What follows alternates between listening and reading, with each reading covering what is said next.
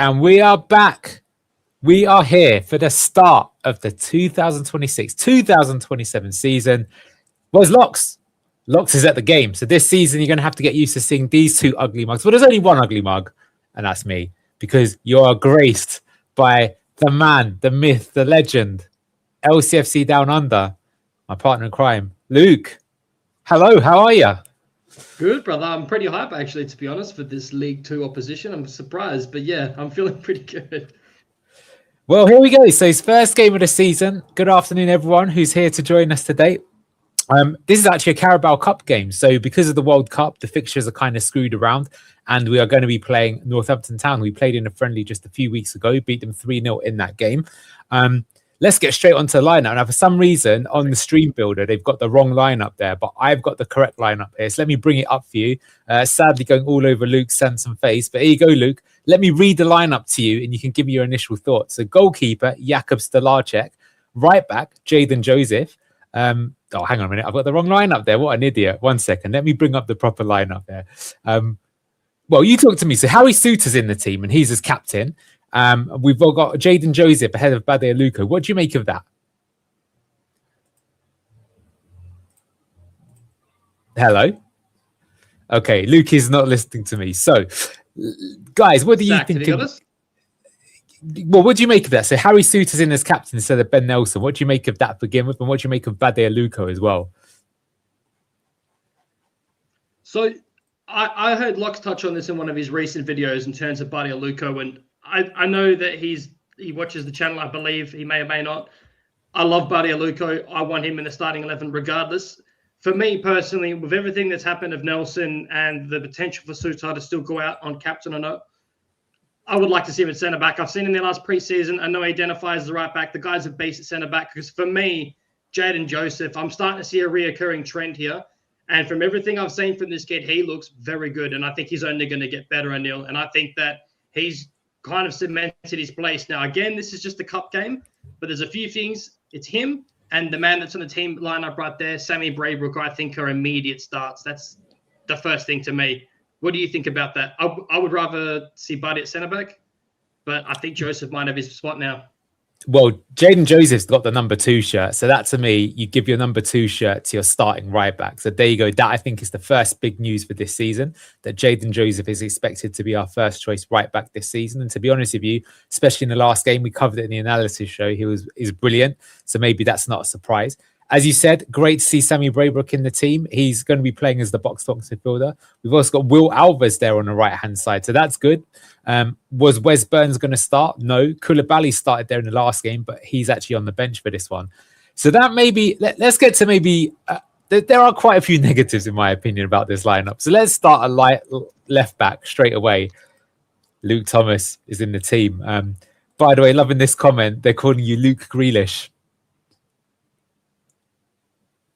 I did a haircut. Sorry, guys. Man, put that lineup back up. I've been dying to talk about this, but I just wanted to quickly touch on JJ. I have my reasons why I think he's starting, but I don't want to sound harsh on Bade, but I'll talk to you more off stream about it. But I think the one thing that terrifies me is cup game or not, Thomas, I think is another recurring thing here. I think he's going to be our starting left back regardless, and I just don't see why it's not Koulibaly for me.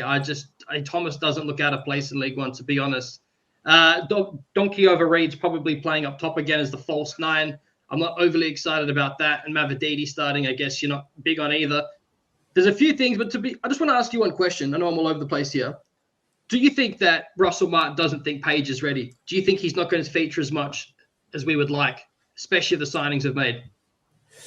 That is an interesting one. I mean, the fact is that, look, Page isn't even there. No, he is on the bench. So, no, actually, what I think it is, I think it's Sammy Braybrook and Lewis Page are battling for that box-to-box midfielder role. And I think that they will rotate between them. And of what we've seen so far, I think perhaps understandably, they've thought that, Braybrook is the better of those two. He's a bit older as well. So he's the one that's going to be starting. And we'll have to see that sort of from that point there on.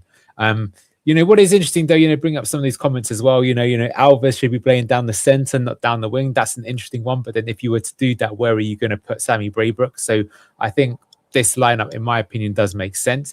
But yeah, I would say, like you've just put there, that having I got to be honest, when I see this lineup and I see Luke Thomas, Steffi Mavididi, and Bobby Reid in the team, of those three, Bobby Reid isn't as bad. I know that we give him a lot of hate on here, but I think in terms of a player in the last 2 years, at least I've seen him do something. That has scored some good goals at some important times, whereas the other two are just complete waste men. And Christian McFarlane, who joined us on loan, isn't even in the squad. That kind of surprises me a little bit. I was hoping we'd see him today. If not, look, I would have started, Koulibaly there instead of Luke Thomas, to be honest with you. I think Koulibaly was there very good compared to him. So that's unfortunate. And Mavadidi's such a waste man. Again, let me stop. I didn't see quite a lot. So it's Tommy Watson is on the bench though today. So perhaps he will come on as well.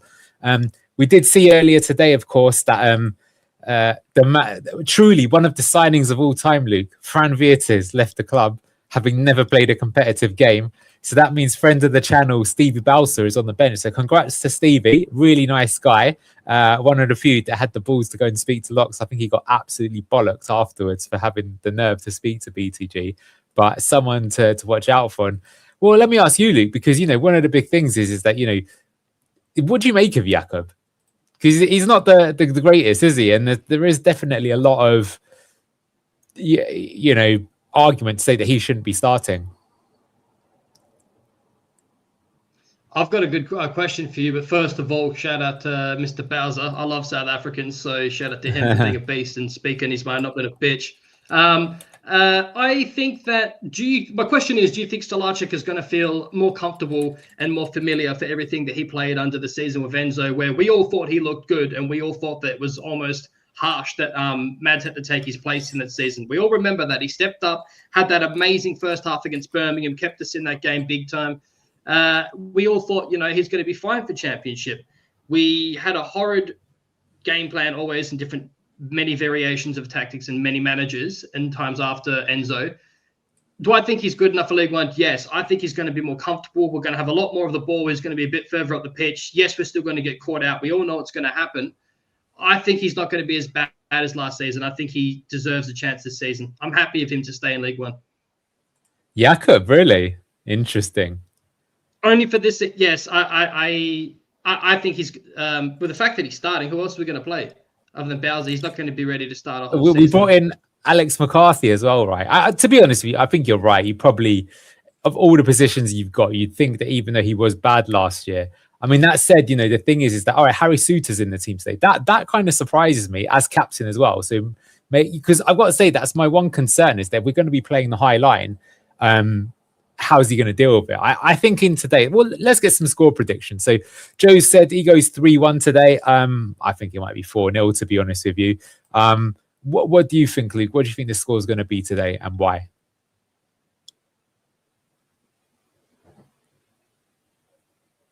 I think we've got some sort of lag. Well, whilst he sorts himself out. So rest of you guys, 4-1 here. 4-0 says Frankie. 4-0 says Clemo. Ryan says 4-1. Alves to repeat what he did in friendly and get 2 goals. I mean, he looked really good in that match, didn't he? Will says Souttar isn't slow, he just has bad acceleration. Maybe, and you're right that maybe in League One it won't really be a problem. The point was made by Duck midweek that Enzo could kind of afford to get around the lack of pace of Yannick Vestergaard in the championship winning season. So it's not something that's unheard of that we'll be able to do that. 1-0 here, says Will. Much more negative, but everyone's going for the win, which is going for it. Now, to be fair, this is a good comment from you, Azza. Not sure where the goals are coming from with Reid and Mavadidi. I actually agree with you. That was my worry looking at the midweek match. But what I will say, I think to be fair, is that looking at who we've got on the bench here, so we've got quite a few people. Let me just bring this up. So who have we got on the bench? We've got Wes Burns is on the bench. Tommy Watson is on the bench. Tommy Neal and Riley Carr bagged in pre-season. So quite a few players there that I think that come on. But I think it is fair to say that, of course, we're waiting for Fossa. He's brought on a lot of comments, but when are you going to be telling us about Adamir Bristic joining? I know you say that it should almost be done right now. We'll see what happens there. Well, what about you, Luke? So what do you think the score is going to be today? I think I'm going for 3-0. I'm going for a dominant win today. I reckon. Okay. and where it clicks a little bit. I can see some decent subs being made as well and really pull the trigger the second half when they're tired. Well, we're just about to kick off, so get ready, everyone. Here we go. Look at how pathetic it looks for a competitive match. First game of the season. Admittedly, it is a cup game, but only one stand open at the King Power. Kind of disappointing to see. So yeah, we've got the. Actually, let me see if it started on the Stream Builder.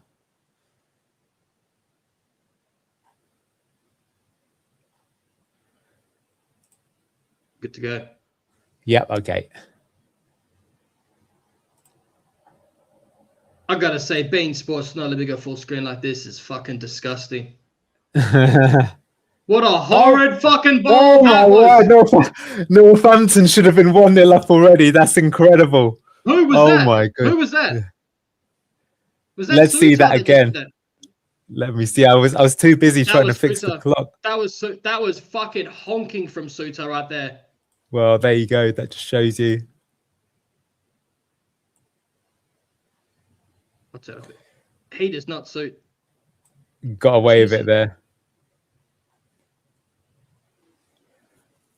Okay. All right. Sorry, guys. I think I've we're actually a few seconds ahead of that, but I've got the match lock there.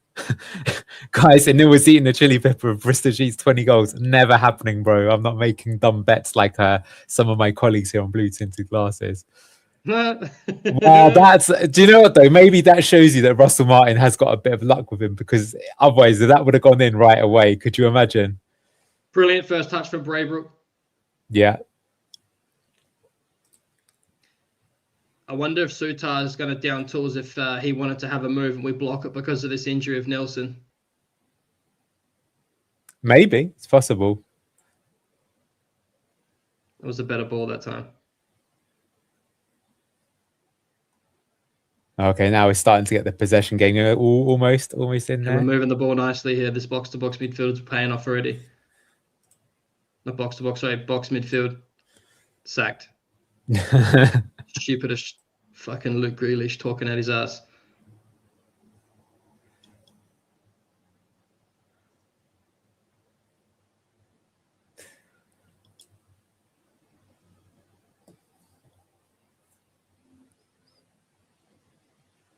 For people that are going to keep and start, hit me up in the chat. If you're outside the UK, I am using Bein Sport to watch this.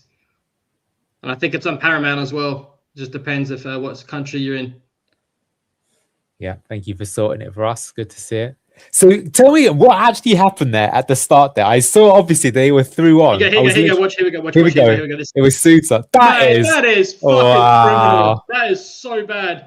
I cannot believe that shows you how bad the quality is there in League Two. He didn't even need to take a touch. He just needed to put it in first in. We'll be 1-0 down. Crazy. That should have been buried. Yeah. That would have been an embarrassing fucking goal. If that happens like first real game of the season at the KP.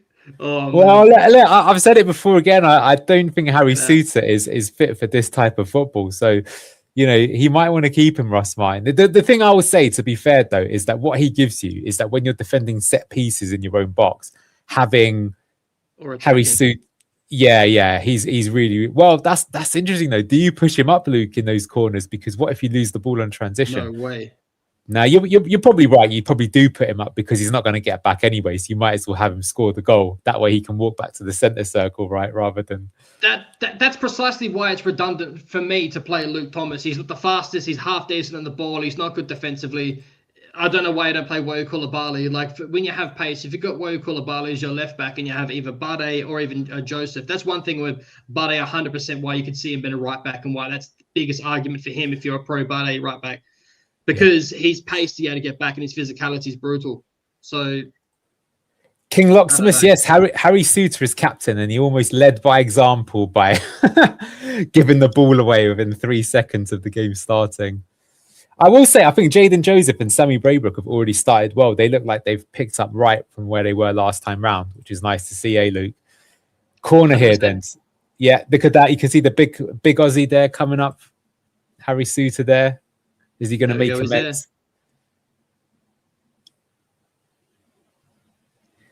Look at Donkey overrated. Oh, playing in the biggest man. Sorry, Anil. Fucking shits me. Some lessons have not been learned. Look at him. But he's there to block his run, right? Ooh, almost. I know I say that every time, by the way. I mean, that's why we're all hoping that Bristich comes in as soon as possible, really. So we don't have to see a midget on the corners. Although you never know, maybe he'll find a way for them to get in. Oh, that comb over's tragic over that bald spot. I feel sorry for Skip. Just shave it, lad. Turkey, go Turkey, lad. We can't all do the slick back down under. I can't go for much longer. It looks very good, I've got to say. I quite like it. Oh, flick on. But dealt with by Northampton. The break is on. But you can see. And there you got the pace of Joey and Joseph to. Yeah. But just kicked up long field. 1 second. You can try Foul News, you guys, if you're online. Apparently they're showing the game. Are we optimistic for the season? Yes, I would be surprised if we don't win it, to be honest with you. I just think that we've spent so much more money, not money so much, but definitely the wages, that none of our sort of rivals like Sheffield Wednesday, Oxford, Luton Town are making the sort of signings we do. I'm not super happy with the signings we made, but I think for League One, they are good signings. Just why I'm not too happy is that I think that we might get caught out in another sort of IU and Reed situation next season. Connor Chaplin, I think, was on loan at Sheffield. No, he was at Portsmouth, wasn't he, to begin with, which is his boyhood club, and he didn't really do too well last year. So something to watch out for. But maybe he will suit our style of football better. So perhaps even in the Championship, he'll be a good acquisition. Look, for me, even if I'm not the most optimistic these days, Skip almost wins the ball back. You got to give every signing a chance, right? You got to give the manager a chance. And I will say as well that I think given the situation that we're in, even Russell Martin, who I know a lot of you don't like, I think you've got to give him like 10 to 20 games easy. Well, all of these academy lads that Russell Martin's been deploying and using, that we have on our bench stuff, have all been training at Seagrave, like to play football that is way more in line with Russell Martin than any of the other managers we've had since Enzo. So it's only natural. That's why I'm not against the Russell Martin. You can argue all you want and say maybe football's gone past that, or it won't work in such a physical division with young lads in League One. I disagree. I think that I'm totally at peace with this. I think it's going to get the better out of our players to play with Russell Martin, whether people want to hear that or not. And I agree with what you said about the signings. Like, I'm happy with the signings as well. I just don't like the lengths of some of the years, particularly with the age. And we spoke about this the other day.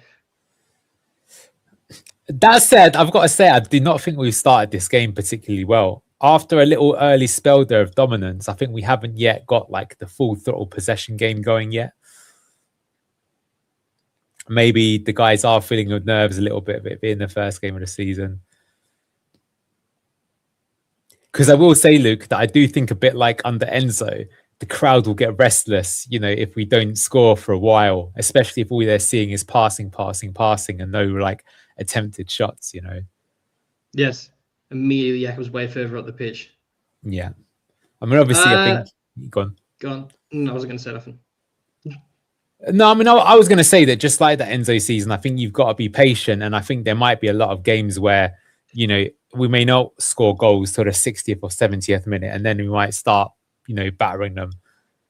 But that was the trend, the 60, 70-minute mark. Yeah. But people don't like to hear that, which I can understand why as well, right? They just wanted to have a different brand of football, but this is the brand we've been served up. 60, 70-minute mark was the trend of the Enzo season, and at the same time was also for the like-for-like starters and finishers subs. Remember that? Yeah. That's when he would change the winger or the attacking eight, wouldn't he? Yes. Yeah, we're lucky we've got commentary on our match regardless, but it's good to see that you guys are getting that now as well. Jaden Joseph, good again. He's been one of our best players already, if you ask me. He looks really good. Yeah.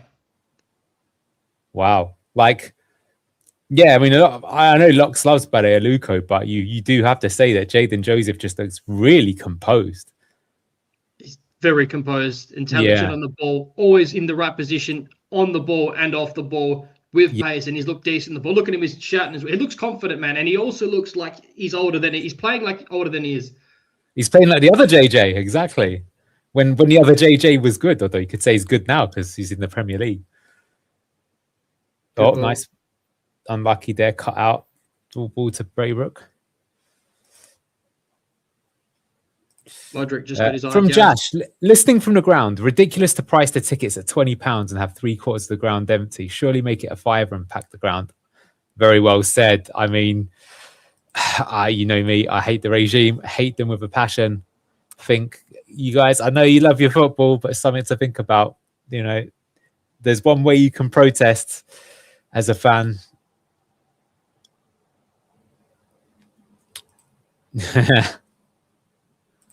I totally agree with you about giving the new manager some time and some of the signings some time as well. Come on, the Foxes. You have to. I mean, I think if you start judging right away with what a shit show the club is in. What I would say, though, is that if you want to have a go at Mavididi, Skip, Luke Thomas, or Bobby Reid, or Stolarczyk even, you're allowed to, because they've been at the club for a while. So I'm not even funny thing of Harry Suter. I know he's out injured, but that was such a brain fart moment. That was bad. Yeah. Okay, now we're starting to get the possession game going again. Bobby Reid there dropping in as false 9. Liam Cullen always presenting himself, showing for the ball, which is good to see. He wants... Mavididi, man. Fucking hell. Think my whole life on the ball and then play the ball backwards. He never used to be that fucking shy on the ball. Come on, Alves. Go on, son. Yeah, I can't remember the last time Mavididi beat his man 1-on-1 and scored from it. Mainly because he doesn't score too often these days. But any more signings coming in or rumours of people coming in? We know that we're going to get this Bosnian striker, Bristic. Ross Martin has hinted that we are looking probably at a centre-back, given that Ben Nelson has got an ACL and probably misses pretty much the entire season. You might see him towards the end by that point, you know. What do you make of the Ben Nelson situation, by the way? I can see a lot of people are saying, oh, poor lad. But, you know, you could say there's a bit of karma there. There was a contract on the table. He didn't sign it. And now, you know, he's done his ACL. You know, this club... And he's going to go for free. Yeah, well, I don't know. He probably is. But at the same time, I don't know. He won't get anything like... you say that, but I mean, the club does. If he's going to go on a free, the club's not going to give him any game time, right? So it's going to make it harder for him. The people that were saying that he was a Premier League player in the making are mistaken, in my opinion. I think he's a lower-end Championship player at best. Wish him a good recovery, but look, man, if you're not going to sign the paper, bro, I think they need to be. They can't be too harsh, and they never would not let him train at the recover at the academy because he's a Leicester lad. But I agree, a little bit of karma, to be honest with you. Like if he was going to not, if he saw out his contract, and let's say no one came in for him, and he saw out his contract left on a free, would you be bitter? A little bit, yeah, a little bit, because I think especially if you're a club that's giving you your first professional contract, you know, I've heard this from multiple people, but apparently Jeremy Monger's family was pretty helpful with the Leicester situation. If they could easily have been dicks, right, and ended up going and probably getting a deal that was even better for themselves out of it. They still obviously got a good deal, but in the end, you've got a deal. Oh, great crossing, Capigo! Oh, that was our first real opportunity there. I think that was Liam Cullen finding across to Will Alves.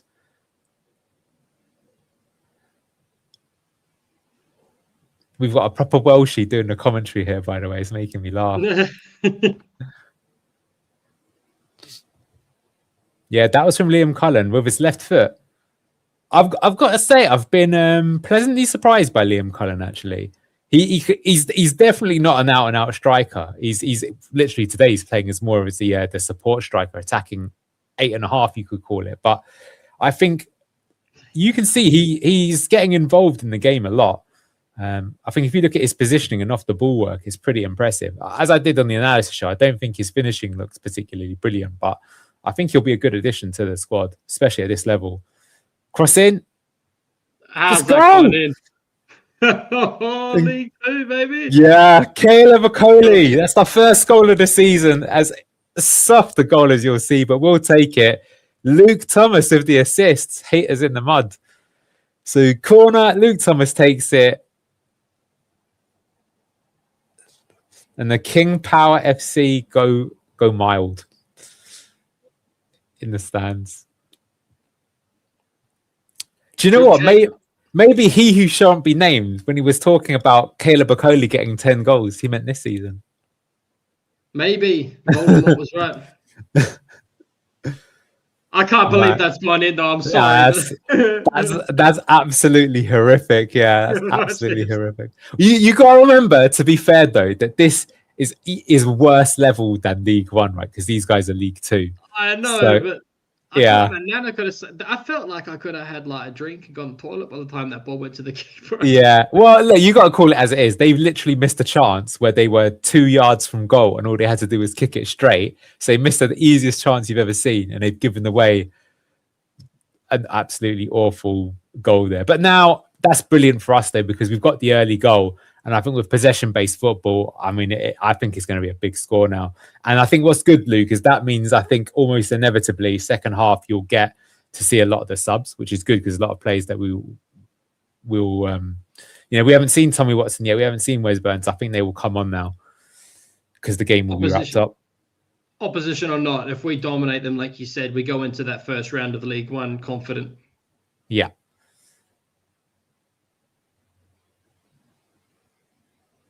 The team as well, from everything I've seen in preseason, and now looks so much more sure of themselves than they did under Marty Cifuentes.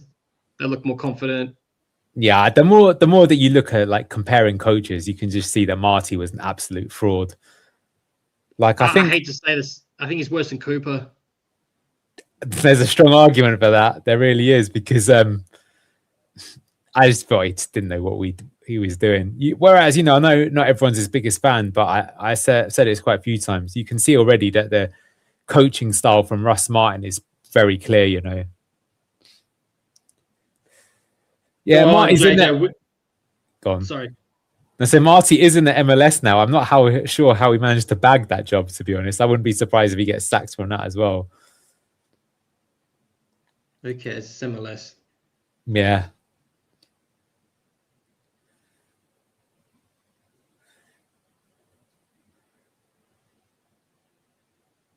Yeah, look at that. Northampton Town just can't get out. This is just compressing the game in their half and just pick them apart. I hope we do get to see a few open play goals, though. Set piece goals, always good, for example. Bruce says, nice shirt. And I had the same shirt back when I was about 7 stone lighter. Probably when you were a bit younger as well, right? From the Martin O'Neill era. This is when we first came back to the Premier League this season. It was a good one. Harry Suter tries the line-breaking pass, gets cut out, but we've got the ball back. JJ's been the best player on this pitch for Leicester City. By a long shot. One of the best. Take a look at Liam Cullen. I think has been quietly impressive as well. I think Braybrook also. Now with Fossab, we talked about Fran Viertes being released early on. We're calling it one of the signings of all time. I don't know how we make so many pointless signings at Leicester. It's crazy. Who's more memorable, Alex Smithies or Fran Viertes? There's a question for you all.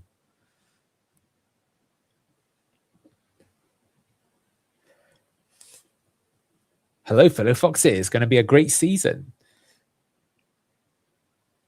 I guess it'll be enjoyable because we win a lot of games. But as Luke just said, of that first goal that we scored in this game, it's sort of like scoring a goal against an under-7s team or something like that. Oh, that was good recovery pace from Okoli. Yeah. I'm sorry, but Northampton Town look fucking awful. This looks like Sunday League. You're right to call it out. I don't mean to sound disrespectful or anything, but I don't care. A win's a win. You'd be confident if it's a slaughtering as well at the end of the game for the lads. Luke, can you confirm or deny this? Tony says Luke is auditioning for the next Wolf of Wall Street movie with that hairdo. Yep, 100% Tony. You caught me out, lad. Luke DiCaprio. I'm not fucking leaving. I'm not leaving. Here we go. Skips on. Ball into the middle. Yes. That was colonized. Lost it there. Oh, that's a shame.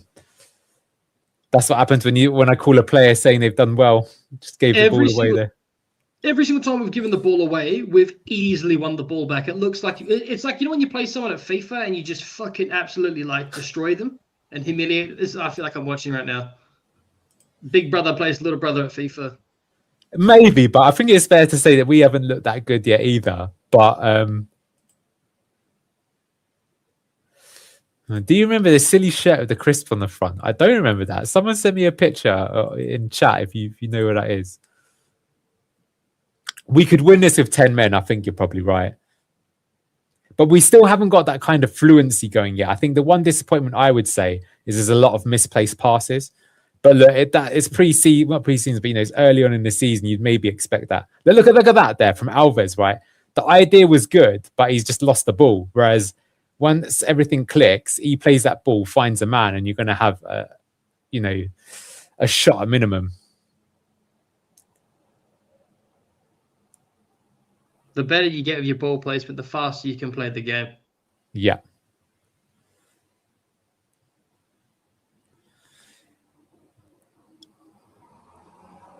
We're watching a match on beIN Sports. beIN Sport or try Paramount. There you go. It's on Sky apparently as well. That's good. Clivo says Mavadidi's finally playing against his level. Let's have a look. It might still be too much for him. He's still not really done anything in this game so far. I think he needs coaching, like mental. No, we've been saying that for years. Because you would be thinking that. I mean, look at that. We've just called it. You've just given him the kiss of death there, Clivo. He's just given away an absolute spasmo pass there. Fucking Burke. Yeah, he really is. And you know, that's the thing about confidence as well. You'd think at this level, if you really thought he was good at it, he would just take the ball and run at his man, thinking, I've got you beaten all day, every day. Yeah, get him gone, exactly. The thing is, I've got a feeling we want to get rid of him, but I am a bit surprised. I thought a championship team might come in for him, but it says a lot that, well, probably says more about their wages, but no one's coming for Wout Faes. No one's coming for Steffi Mavadidi. You know, I wouldn't be surprised if a Wout Faes like loan or sell goes out in the middle of nowhere last minute. I don't think Turkey. He'll be loaned to Turkey or something. The reason, if you're going to play such a high line like you are, Russell Martin, that's the other reason why I'd like to see Buddy Aluko play at centre back. He can do it. He's still big. He's still very fast, very good for tracking back if we get caught out.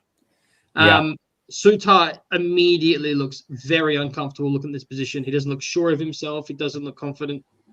Yeah, and his passing is even that pass there was not great. I'd rather we played Alves on the left and Burns on the right. Yeah, that could be an option for us as the season progresses. We'll have to see what happens.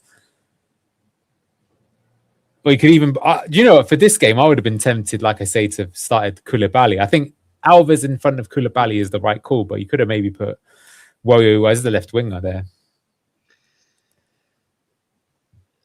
I think JJ's had at least 3 or 4 ball recoveries already. He's been brilliant. I can't stop saying enough decent things about this young lad. I'm really excited to see how his career progresses. What's going on here? Drinks break. Hydration break. Sponsored by FIFA. If it's over 25 degrees, you're allowed to have one. But yeah, if you ask me, utter woke nonsense. Very woke nonsense. Yeah. I wouldn't be surprised as well if after we doing this that we concede or something because it breaks up the flow of the game. There you go. You can see Russell Martins getting involved with the guys, telling them some stuff. Hopefully speaking to Mavadid and say, oh, you're crap. Stop being crap. Here we're seeing from the replay, Harry Suter. That should have been 1-0. So look at this. This is awful. Oh my god, that's just like crap all round. Awful from Harry Sousa. And the only thing you can say is that Northampton Town striker, that's even worse. Where's his head at? He had a complete mental fucking lapse. Like that was not, he was not aware of his surroundings, his Yakut's positioning. He didn't look. That was like, I don't know what the fuck he was doing. Yeah. Yeah, Keiki says, I can't say it's been an impressive 25 minutes. It hasn't. But we got the goal. That's all that really matters. And I would say that after we've scored, I don't, unless we make a mistake, I can't see the opposition scoring today. Just can't get the ball. That pass was worse than this penalty at the World Cup. Yeah. If we were winning the whole game 3-0 and they scored in the last 5 minutes, I would see it as a loss. Sounds venomous but disrespect to the other team, but I'm sorry, man. That fucking hell, they are not a good standard.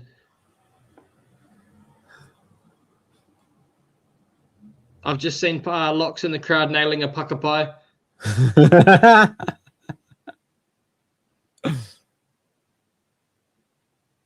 Are they booing? They booed the hydration break, yeah. Okay. I wouldn't blame them because it's a warm day, but it's not hydration break weather, if you ask me. Especially at the pace of the game has hardly been breakneck. You know, it's quite a slow-paced game. For Tao, it was a tragic goal to watch. It was like comically bad from the keeper, like comically bad. I think my granddad would have saved that. Oh, Northampton Town winger beats his man again on the byline, cuts it back in. It's corner. No, ball's not gone out yet, apparently. Burke. We're lucky that wasn't a corner, because if it was, I was literally, as I was saying, you saw it in the World Cup, the amount of times the opposition scores immediately after the drinks break. Because people lose their concentration and their flow.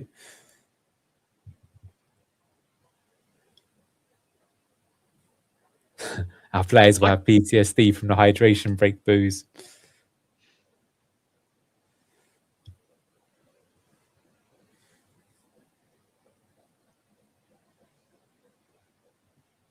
Good ball. Oh, Mavadini might make that because he's fast. But no, it doesn't get to it. Flop.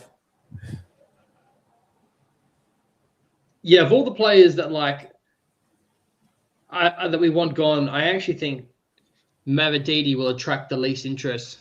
I think someone will come in for FaZe. I could even see FaZe last minute, like mutual. Like we've already seen 2 terminations of a contract with Jakub and Vietes. It wouldn't be surprised if you saw it happen to FaZe too. Although I think he's probably the most sellable asset that we've got left. What would you say? I would have happened by now if he was going to get sold. So I agree. I think it'll be loan. Mm-hmm. Just get his wages off the books.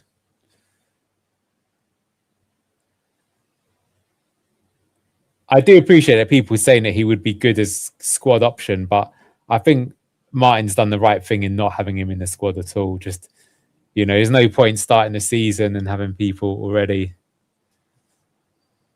If there are no more players that leave this season, do you believe that most of the youth will be moved to the under-21s or loaned out? I've got a feeling that I think Jake Evans and Lorenz Hutchinson is interesting. I don't think they're in a match squad today either, are they? Let's have a look at it. I wouldn't be surprised if Page got loaned out. But he is in the squad today. That's why I disagree with that. I think he will be a part of the first team squad this season. I think also that promise was probably made to him last year as well. But like I say, I think I don't think Russell Martin likes Jake Evans very much. And to be fair, during pre-season, he didn't really do that much, did he? I didn't even do that much under Rube, but it was very young. Yeah. What I'm hoping that with the Autry loan, I'm hoping that Russell Martin put an arm around his shoulder and said, "Listen, Dad, you've done brilliant in pre-season. I think you're going to be a brilliant football player. There's a few things that I think I want you to work on. This is an excellent opportunity for you to go out and loan and get plenty of football right now. Prove to me that I'm wrong and you are ready, because I'd love to have you back in January. Because let's say he goes out and loan, he crushes it, We kind of need a striker. It's not working out these variable positions like utility man, false nines, as you call it. He could come back in January and do a job, and he could come back a better player for it. Who knows? Like this could work out in our favor. He went on loan last year though, didn't he? And didn't really do much. But you're probably right. But although it's funny though, isn't it? Because for ages, I never thought Will Alves or Braybrook would be part of the first team. And here they both are starting for us. Admittedly, it's because we've gone down to their level rather than they've come up to ours, if that makes sense. Oh, first corner for Northampton here. And I've got to be honest, Luke, since the hydration break has ended, I think we've been crap. Yeah. Haven't got going at all. And that's the worry about having these utter woke nonsense breaks. Frankie says that left-hand side is going to cost us again this season. As it stands, I mean, that's horrific, isn't it, Luke Thomas and Mavadidi? You've got someone who's just... I hate to say it, Mavadidi. He reminds you of your beloved dog or whatever that's probably needs to be put down or something like that. It already sounds cruel. Luke Thomas as well. Yeah. Luckily, that's another awful attack from Northampton Town. We've now seen Cifuentes, Rowett, I think King, and also now Russell Martin all favour Luke Thomas. And it makes you think, is he doing something in training, or is it like a conspiracy where the club are making us pay him because of that contract they gave him? He's been given that contract. You've got to remember there. But to be fair, though, Luke, I mean, we've only just got McFarlane through about a week ago. He's only played one pre-season game. So, I know, but you called it the other day, and already from one fucking game. And so, excuse me, one half, because he played good, by the way, as a winger in that game. He could defend the pitch. That's a whole other rant in itself. In one half, he was levels above Luke Thomas at left back. We are playing a high line. We're depending on speed. We're depending on being able to track back if we get caught out the ball in transition. It's going to happen eventually. This is another reason why Suits can't play. We need fast defenders for this season if it is going to be efficient, and then going forward as well. I don't understand why you don't just play Koulibaly. It just doesn't make sense to me. Yeah. Yeah, especially he's looked so good in pre-season.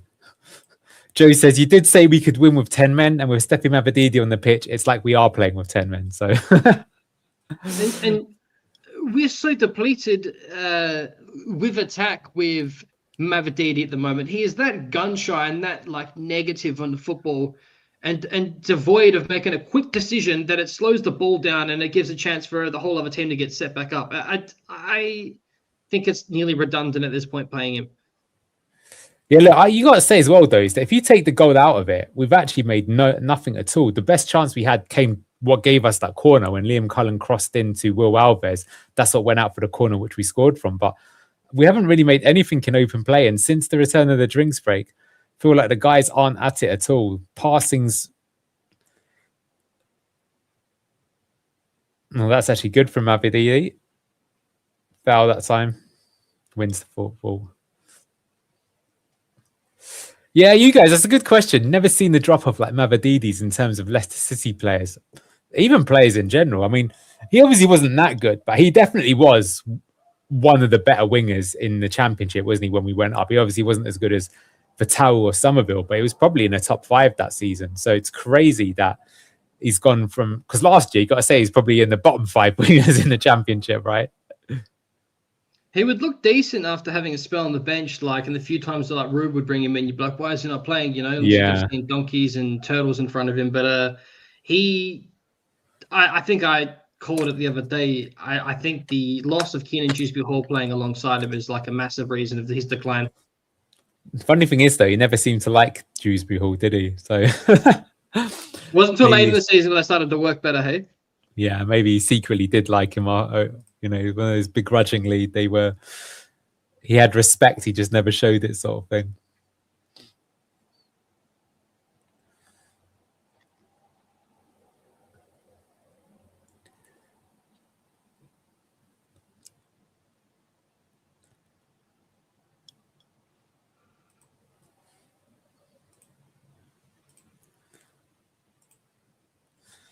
%79% possession so far. We did mention that in the analysis show. Expect could be as much as 75%. Well, we've beaten even that. We've only had one shot so far. Oh, Northampton Town, they're in. Ball goes wide. It's going to be a corner. What do you make of Will Alves so far this half? Quiet. He's done a bit more than Mavididi because he's got involved in the box a few times. But to be honest with you, Luke, he's given the ball away a lot. I think he looks a little lost.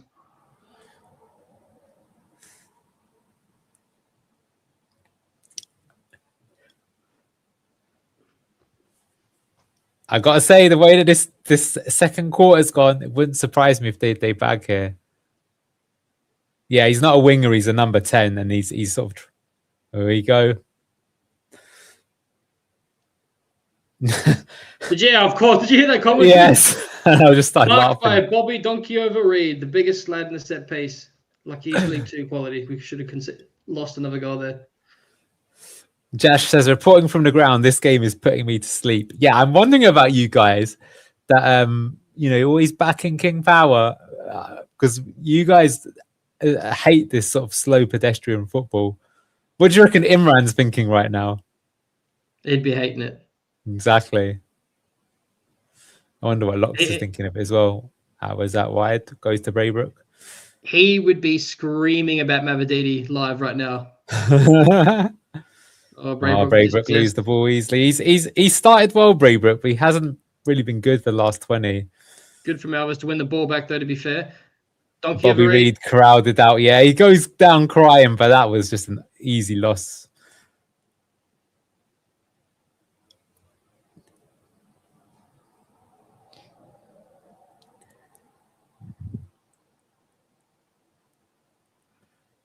Tenacious Leicester City team. Come on. Someone's been given the official propaganda.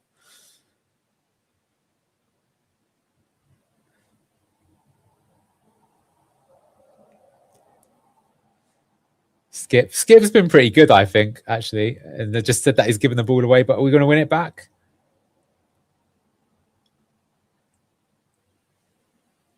Or is he going to get booked? Yeah. Yeah, he is. How are we looking, gents? Pedestrian, I would say. Pedestrian. You can look at the match stats here on screen. Dominating possession, but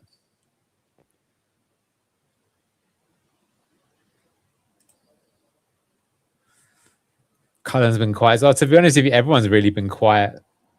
Except JJ. Even him. It's not like last week, is it, where he's making run after run down the right-hand side and beating his man. What you can say is we are dominating the ball, but we're not. We've got one shot, only one shot the entire half.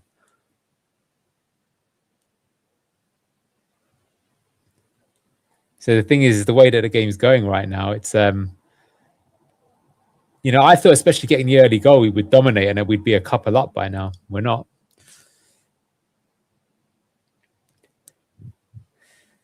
Oh, Jakob nearly just shit his pants.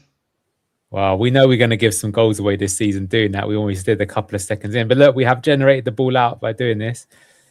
Braybrook's got the ball. No, it's just a bit too slow at the moment from Leicester. Are we back with the same old mentality that we're too good for this gig and therefore we don't try? It's sort of looking that way at the moment. I don't think we're not trying, but what I would say is to play this sort of style effectively, the movement of the ball is way too slow. And yeah, look there, like Skip there, he could have done that in one movement rather than two. So that extra touch we take slows down the move. Positive to see for this for me is this is a cup game. Yeah. It's somewhat of a beta. I think this is an important lesson for Russell Martin if he is the smart man to recognize and realize that there's certain cogs in the machine that are not going to work as he may have anticipated. So let this be a test drive for it, because I think it's evident who does not need to be starting in the starting 11.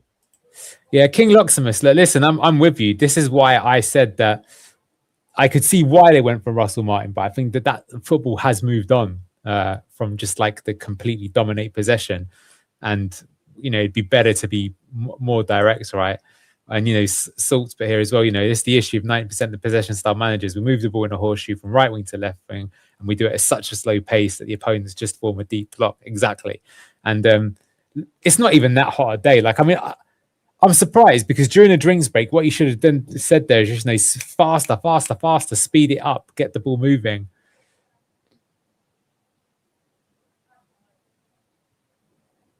Like, it's not one touch, right? Even there, look, we're taking 3, 4, 5 touches. Crossing then from Alves, goes to Mavididi, heads it back.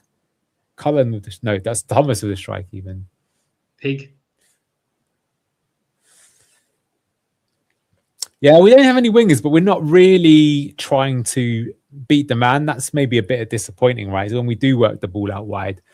That's something I would say that I think is different with Russ Martin's style than Enzo's. The wingers are more to kind of cut in centrally and score rather than to beat their man out wide. Either can work, but I mean, it's not working right now.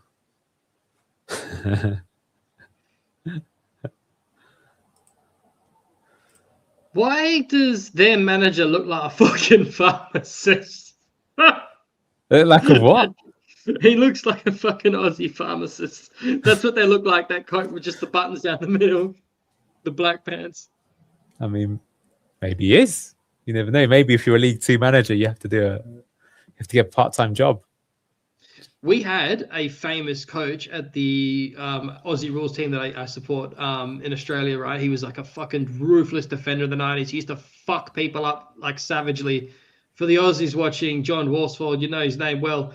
He ended up being a successful coach for us as well. But he was also a pharmacist by trade. So even though he played since he was 18, he still did his uni degree and did it. Yeah. Oh, respect. And then, yeah. Actually, sorry, I'll rant. I mean, there's not that much happening in the game as Braybrook just commits a foul there. I think he's in the book as well there. It's not been good. I don't think he'll make any changes at halftime. I would be tempted to do it, to be honest with you, just because I feel like Carol kind of said it earlier. I do feel that we've got complacent here. Like, we think the game's already won. It reminds me, I mean, we did that a lot last season. Like, it's just too slow and pedantic. Like, the opening 10 minutes of the game, Luke, we were playing the game in their half, but now it's not. We are having the ball, but we're not really. I would say the game plan isn't working. I think we've got the wrong players for the game plan. Yeah, Tubbs says I was more interested in Luke's story than watching this game, to be honest. So do feel free to continue with your Aussie pharmacist. Well, so that coach ended up moving to another team. Now, he wasn't responsible for this, but the coach before him was. We don't call it manager in Australia, it's coach.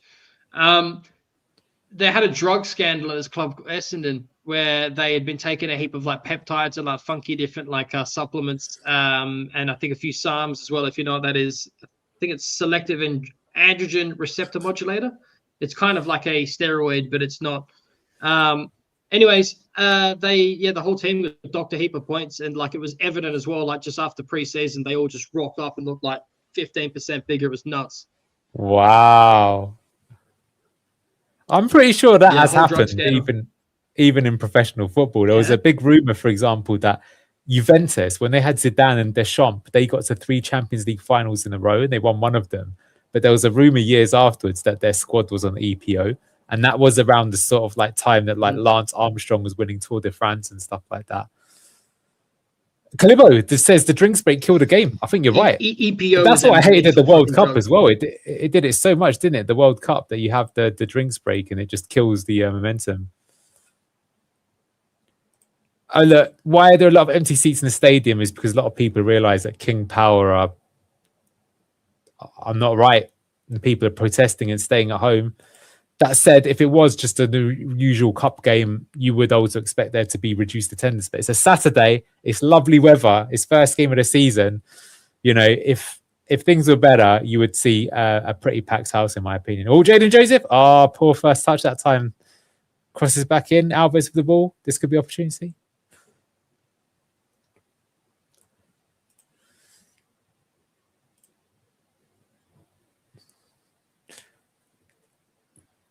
That was better from the team, but still not great so far. Liverpool and the inhalers. Yeah, that's another one, isn't it? They all had asthma all of a sudden.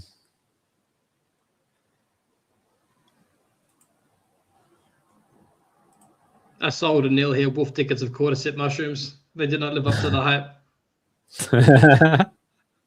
I didn't like the taste, to be honest. They're honking. I don't like them either. Yeah. I have it in powder and I put it in capsules. That's probably smarter, yeah.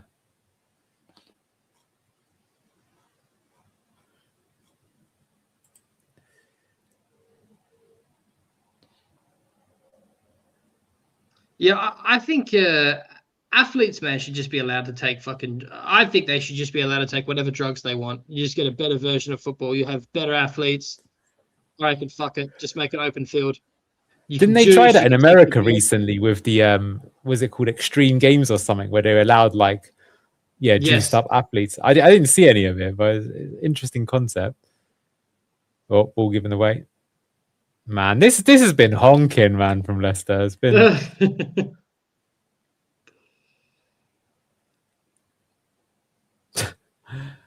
Henry says this Cullen lad's gone missing more than I've seen a footballer go missing. Not sure about that, but I hope Russell Martin gives these boys a bollocking and makes some wholesale changes.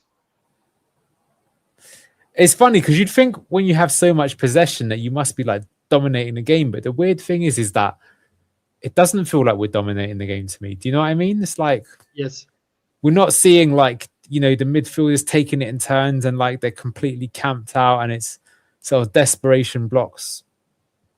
Just passing for the sake of passing. That's the reason why it's not really effective.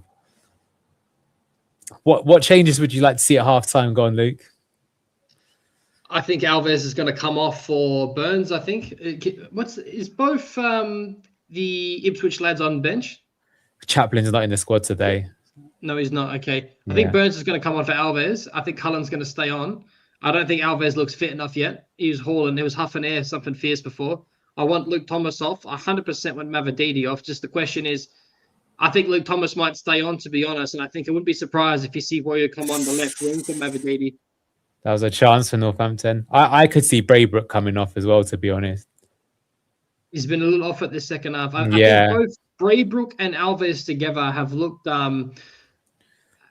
they just, I don't know, their positioning's been a bit questioned. They look a bit lost. They look a bit headless chickenish. They're giving the ball away a lot, in my opinion. Well. They're not really asking questions. Like, personally, I'll get hatred of saying this, but I'd probably say our best player this half's been Oliver Skipp.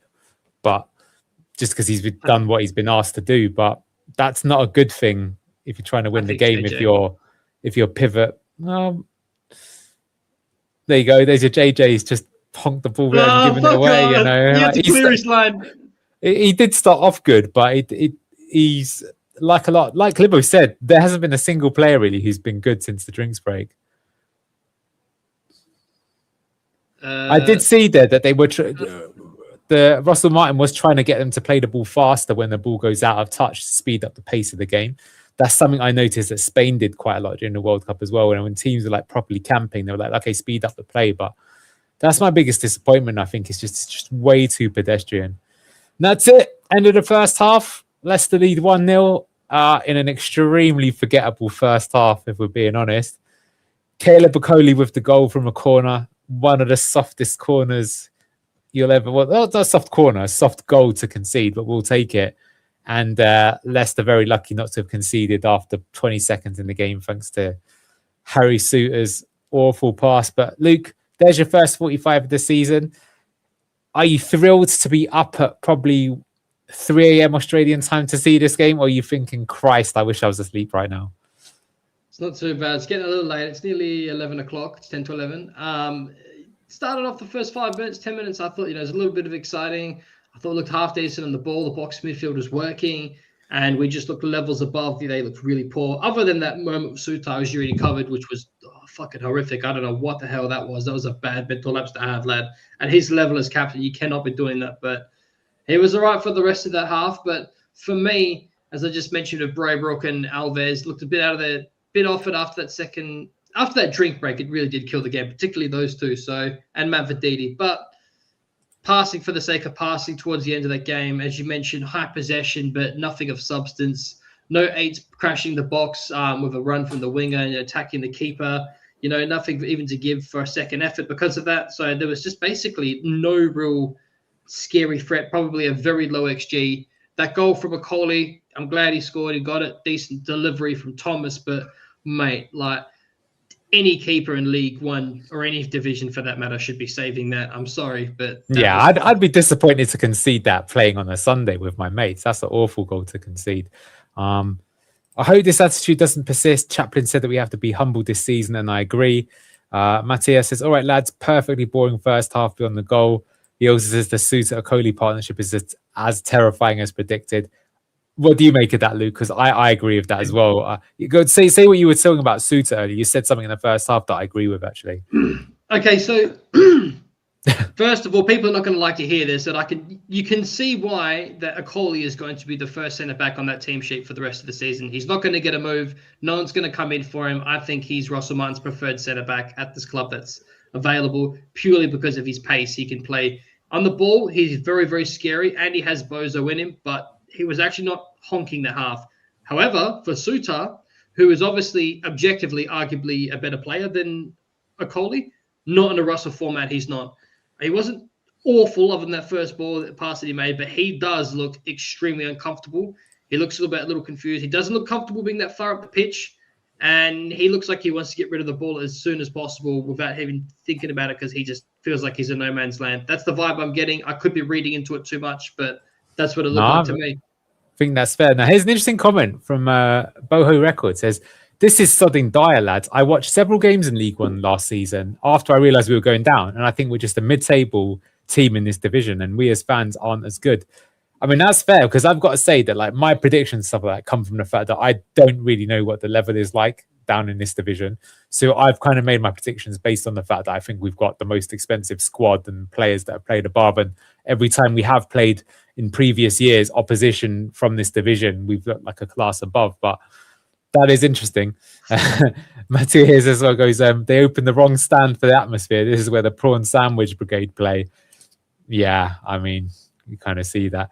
Suter's been dross after all Russell Martin's glazing in the interviews. I agree. Suter wants out. He kind of does. He does play like someone that doesn't want to be here. He does play like someone that doesn't want to be here. I will say that. Yeah, look, if I had to sort of sum up where I think we're going wrong with this game is if you want to play this sort of style of intricate football, you've got to pass it way faster. Like I say, every time someone gets the ball, they take 3 touches. You'll be playing it 1 touch.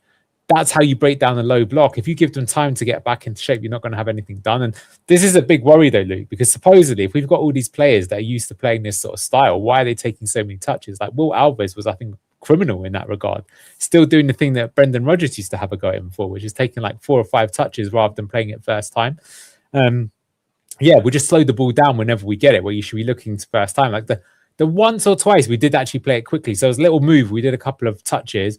Liam Cullen crosses it in and Alves gets the corner from we score in. And then towards the end, we also did like a few passes and Sammy Braybrook had a sort of ish header that could have done things. But and Jack says here as well, I agree. Most players are still turning back after their first touch. I mean, talk to me about that. It's not just Mavididi. Alves is guilty of doing it as well. Why do people not want to commit their man? This is the problem.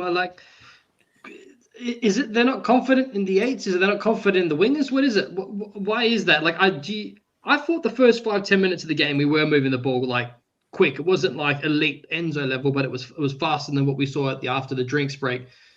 I want to see what happens when we make some subs. I don't want to get too high on it yet and freak out and be like, oh my God, this is Rangers, Russell Martin. This is what we all dread. Could be the case. But you are right to question that, like I did say that about the academy lads. Maybe not so much Braybrook and Alves. I was thinking more some of the younger ones, but we'll have to wait and see. Are you worried? Because you said in your analysis, you said, I can see us pissing the league now just because of who was signed. I know you're not too familiar with League One and it's depressing to have to be. But do you like? I've just glitched. I don't know what I was talking about. Botted out. No worries. No worries. Looking at this, I mean, no, I don't know. I still think, the one thing I'll say, right, is that when you have that much possession, the fact is that the opposition aren't going to get many chances. So the thing is that Northampton Town's best chance was right at the start of the game, right? And that was because of a self-inflicted error. Other than that, they've had a few times where they've got the ball, but again, to me, it looks like if they score, they're going to score because we make a mistake, not because they open us up. So that arguably, Luke, I would say that if you have that high possession, you're probably going to end up getting like already out of the how many points are available, 120 points, you probably already got 50 or 60 points just because you're playing that style. Now, of course, you have to score goals. That's where the issue is. I do think, like we said it before the game, I forget who it was, but someone made a great comment. They just said, look, in this team right now, with those wingers and Bobby Reid up front, I don't see where the goals are coming from. And to be fair, I said that in the analysis show earlier this week as well. But we haven't seen, like, you know, if you put Connor Chaplin, Wes Burns into this team, the new Bosnian lad, maybe that changes. I think Wes Burns will come on at some point. Maybe Tommy Watson will do something as well. But for right now, I just feel that, like, for all the possession we've got, we don't look like scoring. That's the reality. That was right, glitched. You said that. So just quickly before you make your point, but like Bobby Reid is a false nine. I can see why you might think it would work, but I think he can't play that position, in my opinion, from what I've seen already. Go on, sorry, I interrupted you. No, I interrupted you. Sorry, that's what I glitched with. Yeah. You actually called it out when we were doing the last watch along. You didn't just say it in the analysis. You said that I don't see where the goals are coming from, and then you did that video and you said, look, I can see. I reckon we're probably going to walk the league. That still may be the case, but to answer your question about why it's not working if Bobby Donkey over Reid is a false nine, is because he's not physical, he's not big, he's small, and he's not fast either. So for me, him being in that position is totally redundant. You could argue that it's his ball quality, but what's the point if he's going to get barged off the ball, which we saw several times in that half? And he doesn't have the pace to be able to drop deep, but then be able to represent himself as an attacking threat in the box. So therefore, that makes him redundant in that position, if you ask my Australian expert opinion. Oh, here it says here, Bobby Reid seems to have taken first touch lessons from Dakar over the holidays. You know, he got booked there. It could have been worse if it was bad there. So yeah, I think he's just a waste of oxygen up there, to be honest with you. He's neither, you know, sometimes obviously completely different levels, but for example, say Arsenal with Kai Havertz, he isn't the best at scoring, but his actual link-up play and the rest of the role, he's very good at. So I can see why they put him in the team. But I don't think Bobby Reid is either good at linking up, and you know he's not going to finish. So yeah, I would like to see a change, especially as I thought we were going to I thought when we signed Liam Cullen, he was going to be the false nine, to be honest with you. So that could be something that we think about. Someone's do it. Push over this League One starting next week. I don't think all the faults are there to see. Bobby Reid, we have a new... well, I don't know what you're saying there, to be honest with you. But yeah, the only bit of Bobby Reid being a false nine true is the word false. And Mavadidi is a waste of a shirt. Yeah, look, I'm surprised why you would start Mavadidi. I would just start Tommy Watson, to be honest with you, or someone else. And if it makes him sulk even more, then maybe it'll make him want to move. I just don't. So yeah, this is continuation of the last two seasons. Walking football, 20 plus passes just to get out of our half. No shot on goal, over a third of the team from the Dross who played last season. Do you know what, Jack? Well said, mate. I think that is the comment of the half there, because that's completely true. Like, of course, you give a new manager time to get their ideas and everything, but I think that is the reality of that game. That was very boring for us to watch. The fact that, for me, my personal highlight was Luke's story about a Aussie pharmacist head coach who got his team jacked on steroids and EPO.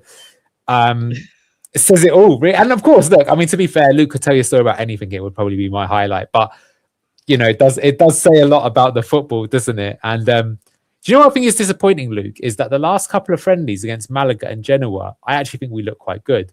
But you know what worries me a bit is this is a bit like Marty Cifuentes against Sheffield Wednesday, first game of last season, where if you remember, we beat Fiorentina and we looked quite good against Martin. I thought, oh, we'll look quite good here. We'll probably get playoffs minimum. And then the season started and it's just like, unfortunately, I would say the Marty Cifuentes era peaked in that Fiorentina pre-season friendly. Do you know what I mean? I don't want to sound the alarm bell right now because it's obviously not the finished article, but that was pretty awful to watch. That's the argument for me, that he was the worst.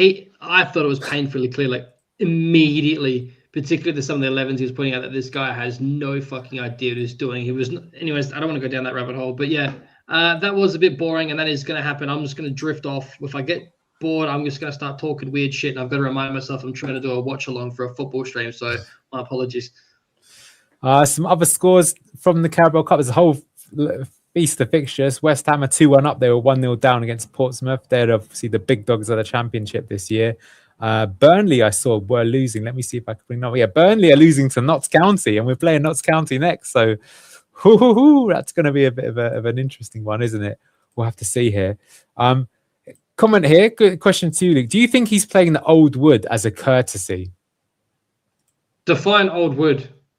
Mavadidi, Luke Thomas, Jakub Stolarczyk, Bobby de Cordova-Reid. I think that they're seeing something in training and still thinking that they're the best available talent, but they're just not showing up on the pitch. This is why the argument for the younger lads are playing.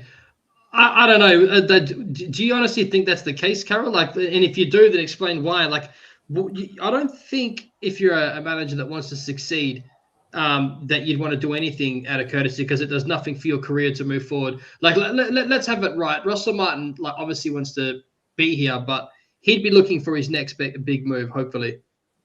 That's true, but to be fair to Carol, like when you see Bobby Reid's performance, not only in that half, but in the last friendly as well. Or Thomas. I don't think Thomas was bad in the friendly when he was moved to centre back, right? That I think is a bit unfair, because you could argue that's the manager's fault that the mistake was made, right? Because he's put him in that position. I don't think he was too. I do think Woyo was better at left back as well, by the way, when he came on.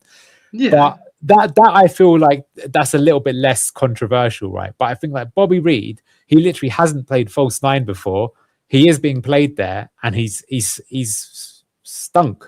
He's been awful, right? So that is a fair point. Is why are we playing him there? You could put anyone else in there. We supposedly did sign, was that really the plan? I mean, this is the thing again, what I hate about the lack of communication from the club. You'd love it if the sporting director, or even Russell Martin himself, why doesn't someone ask him and say, so is that your plan? Did you sign Liam Cullen actually as an attacking 8 and Connor Chaplin as an attacking 8, not a striker? What are we going to do here? But of course, they're too high on the King Power supply. Go on, you've started the comment there. What do you want to bring up there? Well, so shout out to good evening to or afternoon to Ryan. Yeah. I'd get Page for Bobby Donkey over Reid. I personally, I want him on, but I want to ask you this, Anil. I think I'd rather see Page come on for Braybrook in that position. Yeah, that's because if you put him on for Bobby Reid, who's playing up top, unless you're saying you move Cullen up there or something like that. But I agree, Sammy Braybrook, I think he was excellent in the last match, but he's been, I think Paul might be a bit harsh, but average in this game. He's not really done anything with it. There's nothing coming down from either side of the wingers. I think there's a strong argument to say change both the wingers at halftime, Yeah, this is a good point, right? If we're conscious saying, if we're going to actually play a false nine, we need to buy a striker who can do it. Just because Fabregas manages it doesn't mean you can stick any old midfielder up them and call them a false nine. And that's what we're seeing here right now. You got someone who just looks like a fish out of water there with Bobby Reid. I don't think he understands the role, right? I can see to the argument for why you would use him as a false nine. You say, oh, this guy's quite technical. He's quite intelligent. He seems to be good at finding space between the lines, mainly because he doesn't do enough work. So that's why he's between the lines. So maybe in theory, you could see why you would try him in that position. But I do agree that it has been shown quite a few times that just because you can put someone in there doesn't mean that, they will do. Okay, here we go. The lads are coming out the tunnel now. Sutar still on. Do you mind just clearing the latest comments, sorry, on your side there, Luke? Sorry, mate. No worries. Where do I do that?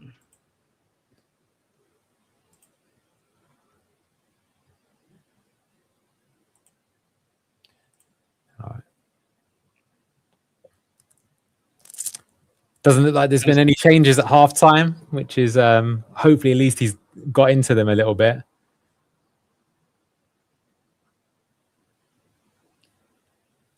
So Fiat Hall, player off, chat, and Anil. We're all unanimously saying Bobby Donkey over Reid. I think you could make an argument that all of the front three could be hauled.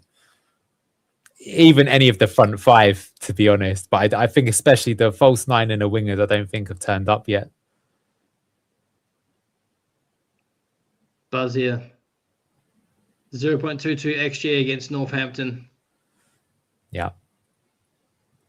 But crucially, the most important statistic is the one in the top left-hand corner. But it's hardly thrilling you with confidence, is it? I do wonder as well. There'll be people probably at the ground looking at this. And they might even be regretting buying their season ticket if they think all the matches are going to be like this. All right, about to kick off. Bobby Reid to take it.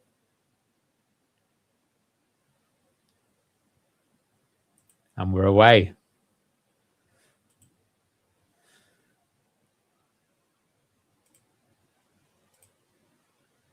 Yeah, get Riley Carr on. That could be That's another why it option. doesn't work. There's a clear example, not big enough, bullied on the ball. That's just Jordan Ayew resurrected, isn't it? Just stick out your bum and fall over. I had that in my head, but I didn't want to say it because I want to get depressed. Yeah. Again, the slow pace continues. Suter almost gives the ball away. The game is on Sky Sports Multiview. If you've got it, there you go. For UK viewers. If you're not on beIN Sports Max. Stop being negative. This is a fitness exercise. Yeah, I know. I was trying to check myself earlier as well. I'm whinging too much. Nah, after 3 relegations in 4 seasons, you're entitled to whinge. I've said this before. I don't get the people going, stop being negative. No, mate, be more negative, in my opinion. If you want to see change, you've got to be that change. If you just be cucked and you're not going to see anything happen, you don't have to sit there and take it, you know. The old school Australians sometimes call you guys whinging poms. That's yeah, exactly. I'll do they? Well, no, be a whinging pom is what I would say. Again, just there, Jaden Joseph got the ball. He got the ball in a good place, but he's turned backwards. Like, guys, man, be a bit more direct. Yeah. And Neil called this out, man. Still depresses me that Ayer's number 9 after Vardy. Not only is that tone deaf from the club, but it's pure disrespect to the GOAT Jamie Vardy. The fact that they even did that, like, if you're not going to retire the kit, like, wait a while to give it to someone half decent. Like, let's say Hutchinson has like a breakthrough season. He's like an academy lad. Maybe put your chips in his corner. Or not fucking on Jordan Ayew, for fuck's sake. What a turtle he was. Yeah, they should have given him the 19 shirt, not the number 9. That was just, it just shows you, in my opinion, how tone deaf the club is. You know, I'll say this as well, is that like when you're at the stadium, Luke, right, they've obviously got King Power brandished everywhere, but they haven't done things like name the stands after famous players or things like that. It's like, honestly, it's actually sports washing. And I feel like a lot of our fans don't even realize that they've been washed. Less of the racist terms, please, about calling people. I don't know what was it. Poms. What was racist? No, he's joking. Poms. I thought it was. Hang on, my head went somewhere else. Never mind. Oh, Northampton Town player injured again, breaks up the flow of the game. Frustrating. I mean, this game has got the pace of a pre-season friendly, and not one of the latter ones either. One of the early ones, you would say. Ooh, I can see why there. That was completely unintended, but he did actually step on the guy's calves there.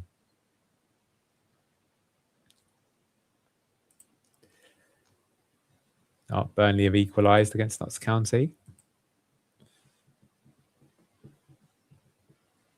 This guy looks like a plumber, dude. Holy shit. I was going to say he looks like Steve, so... Oh, Steve.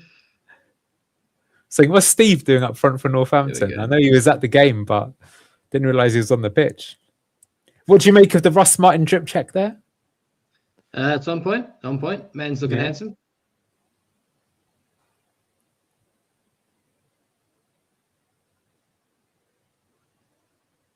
Spotted locks outside the Morrison's trying to block his season ticket. I mean, Sutar took his whole life for that simple pass there. This is what you were talking about. Oh, got into their box finally. Alves, all across. Oof, to Cullen there.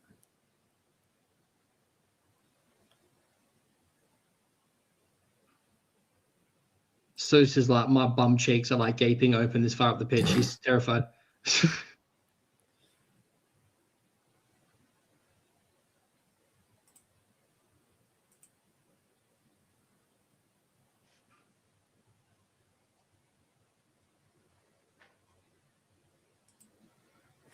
That sums up Okoli perfectly when it comes to his on-the-ball ability. Stepping on someone's calves, indeed.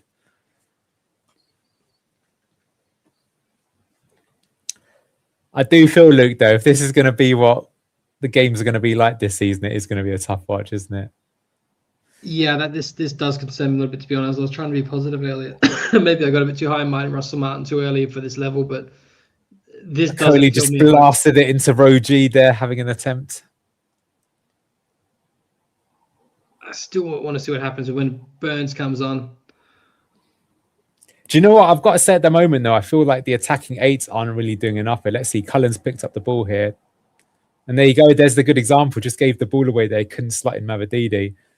But I would say that Skip's getting the ball a lot, turning and playing it forwards quite quickly. So I think he's doing his role correctly. But I think Braybrook and Cullen, when they receive the ball, they're not keeping that urgency going.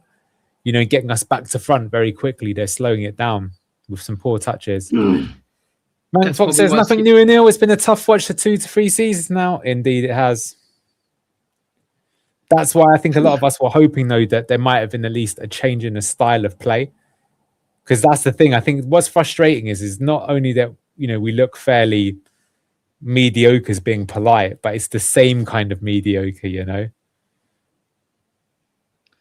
I think Skip's flying under the radar because no, he's been good. See that again? He got the ball there, one touch there, and he's got the ball out of his feet and got the ball going. But there you go. Look, Winger's lost the ball. And you see the annoyance there, and that's why he's flying under the radar in the first place. Because if these players are doing something, I feel like some of these guys, have they ever seen a football before? That's honestly what.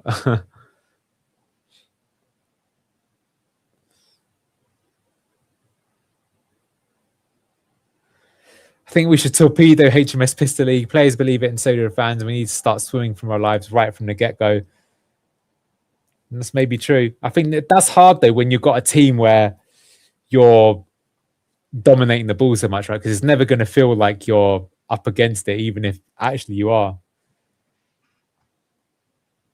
Oh, Northampton Town work into the box. Ball to the touchline, cut back. But Suter deals with it. It's the large check claims. Commentators on Paramount in the USA are honking. I'm not surprised. I mean, you're not going to put your star commentators on this game, though, are you? I mean, it's a nothing game. You go on, Luke. I think Suter looks like he's been told that he's staying. And he wanted his move. I think the only way to... You said it was good that what they did with the Vibes FC, with the 2 signings of the Ipswich Town lads. I think that if they could bring John Suter, if any of these rumours were anything to go by, that might quell him a little bit that he's got his brother here kicking it with him. Get one useless guy's even more useless brother, and that'll make the first useless guy play better, right? Because does John Suter actually play for the Aussies? He doesn't, does he? No, that's the thing. So that makes the argument that Harry Suter's the worst one, because if he's like, why is Harry not playing for Scotland as well? Well, definitely Scotland's a higher level than Australia, man. Cullen's on the ball, could be a chance here. That's the sort of quality you're going to have at a League One level, I would say. It looks awful. Skip driving forwards here. Yeah, Skip's been our best player by far, in my opinion. As you say, just what he does goes under the radar, but he's actually getting the team going. I can't tell if Phil's one by just leave him be. You're welcome to Banhammer. I don't mind. Alves loses the ball.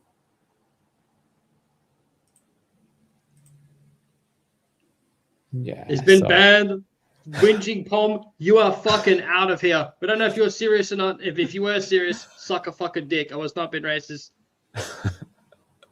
And if you were joking and trolling, have a good weekend. Like and subscribe, please. We're still friends. It's first ban of the season. It's taken 54 minutes. Well, half time as well, so a bit longer.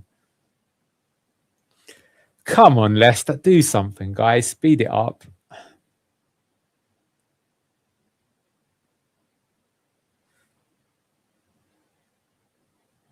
Mavididi always taking his man on. Rare footage of Mavididi beating his man. But he hasn't got to the byline, unfortunately, and he's lost the ball.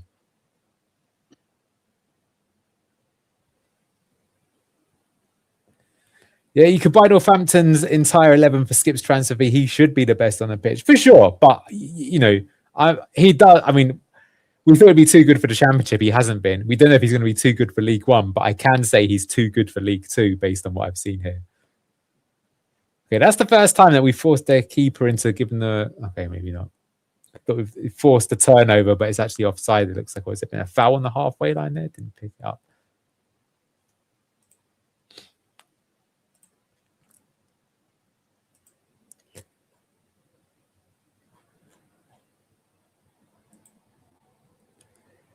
I got to be honest, I've completely tuned out of this game. Yeah, I'm not surprised. Everyone has. It's just it's so it's because it's so boring to watch, right? That was always going to be the issue with playing this sort of style, right? The problem has been the same in both halves. It's just way too slow. You got to inject some pace. Ooh, oh, great ball! Suto's in, Ramadini. Oh, and of course he blows it. Bro. To be fair, I did not know Harry Suter could do that. That was a fantastic line-breaking pass. A very easy one-touch pass and puts it right on the plate for Mavadidi. Needs to shoot here. Takes it. It's just the classic. Too many touches. Too many touches FC right now. He's got himself going a little bit more this half, Mavadidi, though. I'll say that much. I still would drag him, though, to be honest.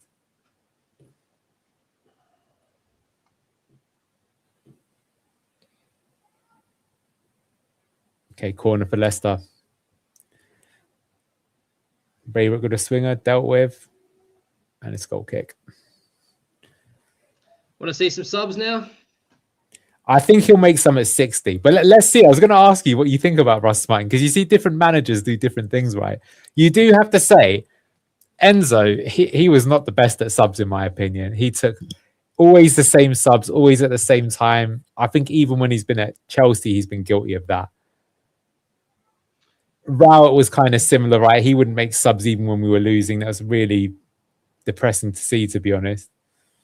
Enzo had like a European separate squad almost when he was playing at Chelsea. It was funny. Yeah, he did. Hall would get all of his games at the European games. The Conference League, yeah. The Conference League, sorry. What I think of Russell Martin, I don't know. Again, it's early days. I want to still give it 10 weeks, 11 weeks, but I will be honest, what I'm seeing here scares me. But we've made a lot of signings. We yet to see a lot of them. Let's just wait and see.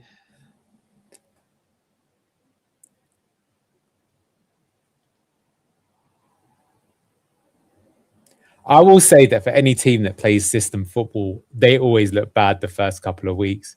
You got to give them time to gel. That was what was impressive about Enzo. But even with Enzo, the first couple of games were still not that great. Yeah, that Coventry game was a little shaky. Exactly. Well. We're lucky to win that game. We're very lucky like, to win that Hall dug us out the mud. Like, we were not... They were the better team that day. Yeah, we didn't play... Oh, ball through.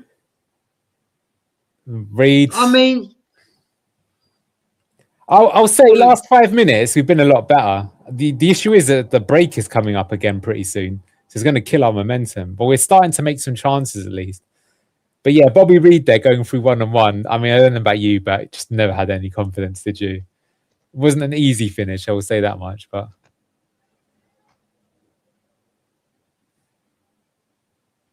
NordVPN enjoyer, are you? Okay. Oh, ball breaks from Northampton. Oh, he always got in there 1-on-1, but well dealt with by Akole. Skip again on the ball. Oh, look at that. Look at that. He's feeling himself now. He truly has found his level. Yeah, Conches, that's pretty much what I would agree. The progression from defence to skip and forward from him has been good this half, but the front five have been honking. They just lose the ball every time. They're not doing anything with it. Like, if the front five are doing like even like a fraction of a bit of what they're doing now, we're all here singing Skip's praises even more because he set up all these, threatening attacks. But you know what's depressing though? It's literally the entire front five. It's not like just one or two of them are having off days. Every single one of them, both the wingers, Bobby Reed, both the eights, no one's playing well. And that's frustrating. Yeah, 2 subs getting ready. Looks like ball over the top. That's a Braybrooke. Oh, he's got it first. Here we go, chance. We're looking a lot better now. Braybrooke with the ball. Oh, couldn't pick out. Dog water. That was another very good ball from Suter. We've got to put some respect on his name. Right now is the first time I feel the second goal is coming. Thomas with the ball across. But now, for the first time, this is way better. The pressure, we've actually started to mount the pressure. This is what the system is supposed to do, right? Like really heap on the pressure over and over on the opposition. Matthew, I don't even know if it's on Fox's Hub, mate. Sorry, later. It's not on Fox's Hub. They only have rights to the league games. So cup games you have to see elsewhere. That's another rip-off about the package, isn't it? It's so okay, so it's first sub. And Tommy Watson's coming on. Is he coming on for Mavadidi? Must be, right? Yep. And Will Alves is coming up as well. So where's Burns? Yeah, so both the wingers. Not surprised.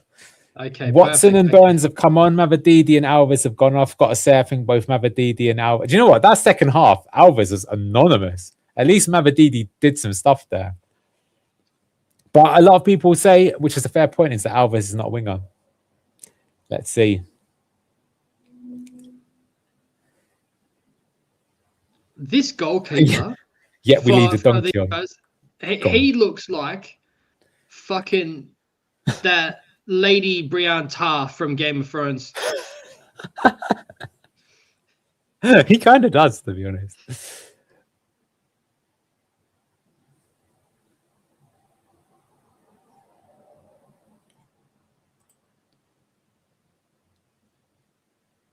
Statistically, hasn't possession football been discredited as the winning system unless elite players like Man City are operating it?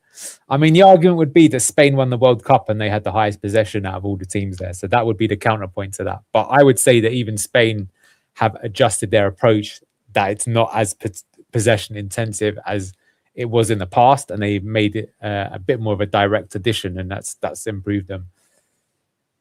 I think it's amazing. It's direct, it's speed, correct positioning. It's a very well-oiled machine. I think it's beautiful football to watch. The Euros was better. Yeah, they were better in that. I think Northampton Town are making quite a few subs here as well, maybe 3 or 4. This game just shows how much we need a target man up top. The thing is, though, I would like to see us have a target man, but we're not going to be the sort of team that just pumps crosses into a target man. So I'm not sure that will necessarily help us out. But I think we're all saying, and we will agree, that if Bobby Reid as a false 9 is the answer, I don't want to know what the question is.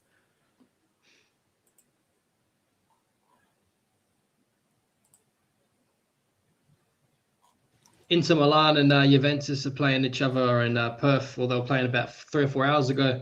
What was the score? I think Inter Milan won 1-0. Well, they were up 1-0 when I last stopped watching, about 70 minutes in. I've got to be honest with you. I was going to ask you this, actually, and I'll ask everyone on the chat as well. If you had a guilty pleasure of a kit that you like that is not Leicester City, whose is it? For me, it's always been Inter Milan. I've always liked their kits. Oh, that's quite nice. The blue and black is a good colour combo. Yeah.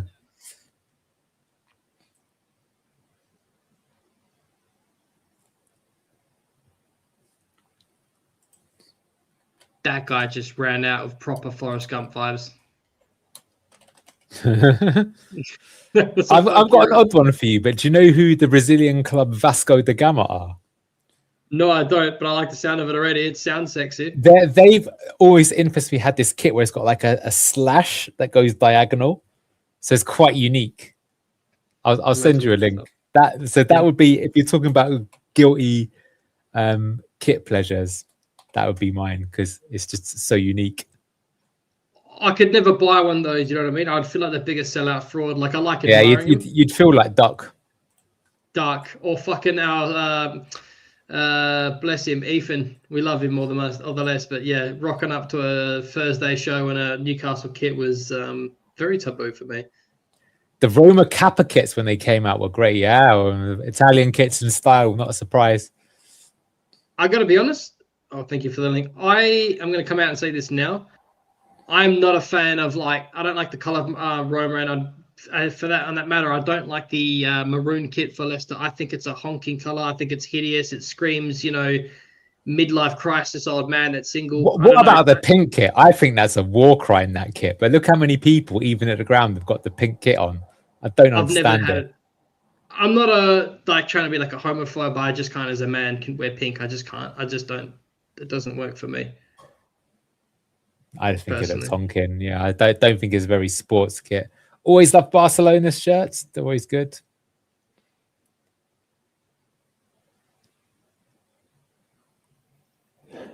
Do you like the maroon kit? Maroon, whatever you want to call it? No. I think it's ugly. I think the only away kit I really ever liked is the white one. Quite boring. What about the like one that. we had in the Enzo season? I love that shirt. I used to wear it all the time. Was that the blue? Yeah, that one was. Yeah, that was not bad. Not bad. You reckon they did it better in the 90s? Was it the early 2000s? Frankie likes both the maroon and the pink. Might be time to get the band hammer out again. I've got to say, don't know. The pink shirt is revolting. I just don't get it. Don't like that black and green shirt neither. Or likes the Juventus, sorry, Notts County, which is of course who they took it from. Like that kit. Their kit is pretty good as well. She always makes me laugh is, you know, the teams that have like the horizontal hoops, like Celtic and QPR, how it always makes their players look fatter. It does. It's a known thing that sort of thing. You know, the vertical stripes make you look thinner and leaner, and the hoops make you fatter. And especially if you've got a player who's already a bit tubby, it makes me laugh when you get some of those players who. Ooh, what do you think of that? I asked the chat too. You didn't get one, but I did, and I hated it. The kit we had, the first BC game kit we had in the Premier League, the way that fit, it was like a little puffy. It was almost like a slight tutu, and that made you look fat. I stopped wearing it because I looked like fucking fat in it. I was like, I hated it. So I just sits in my fucking. It's like an unwanted relic in my cupboard now. Wow. With that ugly Pac-Man badge on the front. Yeah, John Hartson in the Celtic kit. There you go. That's a good example of even Kasper Schmeichel in his Celtic kit. He's already put on a bit of weight. I know he's retired now, but he looked pretty fat by the end. Yeah, he did a bit. He was eating. You could tell he'd let himself go, just picking up that one final payday. He always said though, like he would retire if he wasn't playing first. Like he always wanted to be starting and playing. Yeah. So I respect him for that. Skip on the ball again. Fraybrook.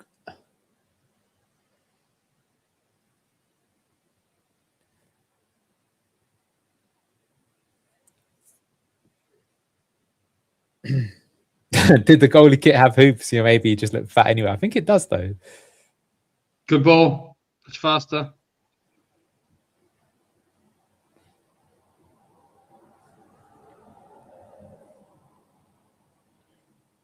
John Hartson almost signed for Leicester, by the way. If it didn't work out, Martin O'Neill was trying to get him, and then he got him when he was at Celtic. And then, yeah, John Hartson and Henrik Larsson, what a combo.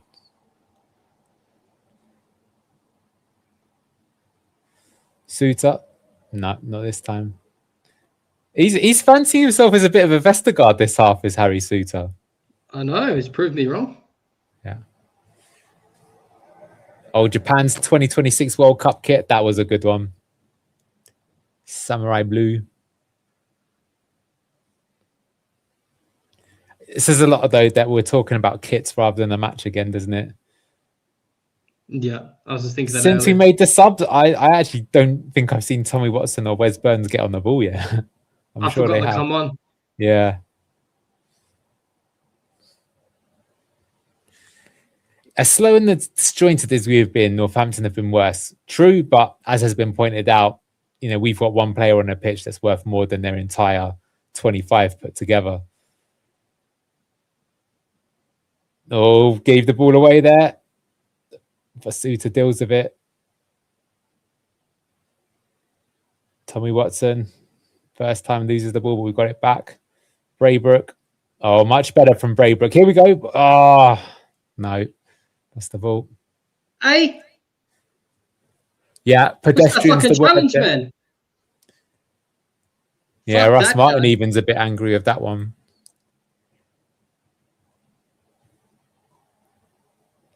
Honestly, I feel that's like the first time in the game we tried to inject a bit of pace into it.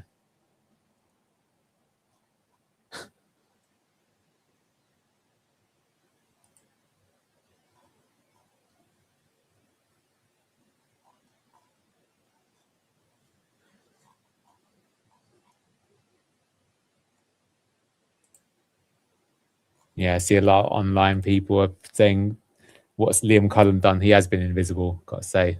And then I wouldn't brag about that 20 million, indeed, for Skip.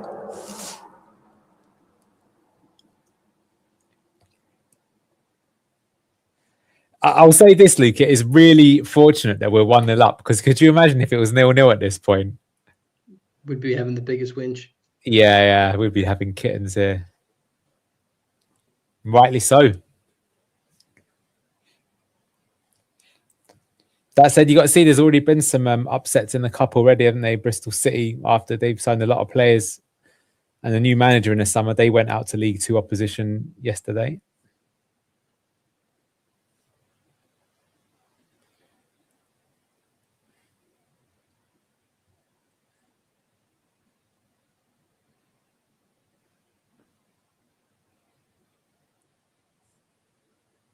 Yeah, I didn't even realise Cullen was on the pitch, to be honest. You could say that about a lot of our team.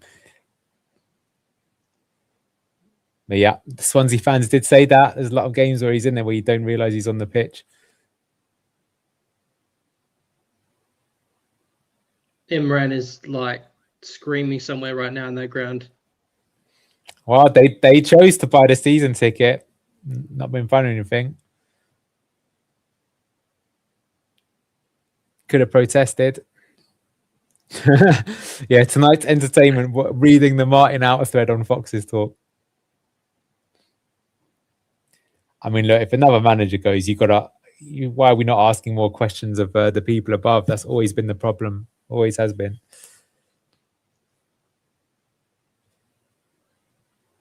Yeah, is this actually our starting 11? That's a good comment, because it clearly isn't. Or another drinks break just to ruin the flow of football. Even the commentators calling it out. Straight back to the positivity I know and love. Hard to be positive with 3 relegations in 4 years. King Luxman. I know we have 6 or 7 new faces on the field, but if somebody told me this was a 25-26 league game, I wouldn't have been surprised. Yeah, it's just basically where we left off last season, isn't it? It feels almost exactly the same. Slightly different cast of characters, but very similar. I'll be interested to see what they have to say on Good Morning Foxes tomorrow. I'm very actually interested to see. I'm just about to pull this kit up you just sent me. Yeah, I enjoyed the off-season, but this is shite. Fuck the drinks break too. Very much agreed. Yeah, World Cup, some of the games were a welcome break from the Leicester City doom and gloom. That is excellent. Although, isn't it funny that we're 1-0 up and we're still just like properly negative? But understandable, I would say.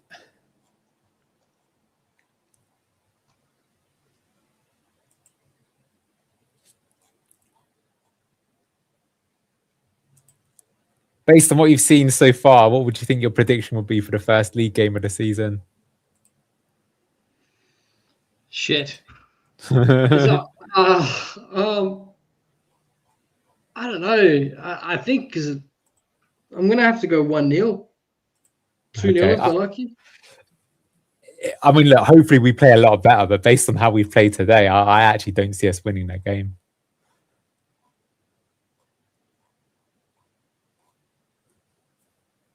Hopefully the team remembers how to play football.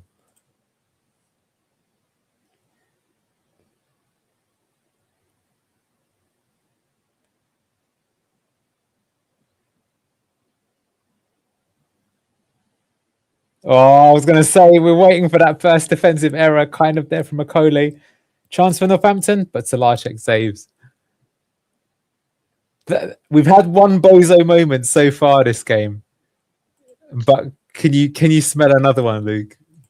We've had a couple. We've had yet. Don't forget Harry Sutar's criminal one the first few minutes of the game. That's what I'm talking about. But we haven't had one since. But you know what Leicester are like. And that is the problem. If you can't get 2-0 up, there's another poor pass there from Sutar. Yeah, I stand by what I said. He is not good in his system. So that was good. A couple of first touch passes, but we go backwards. Faster.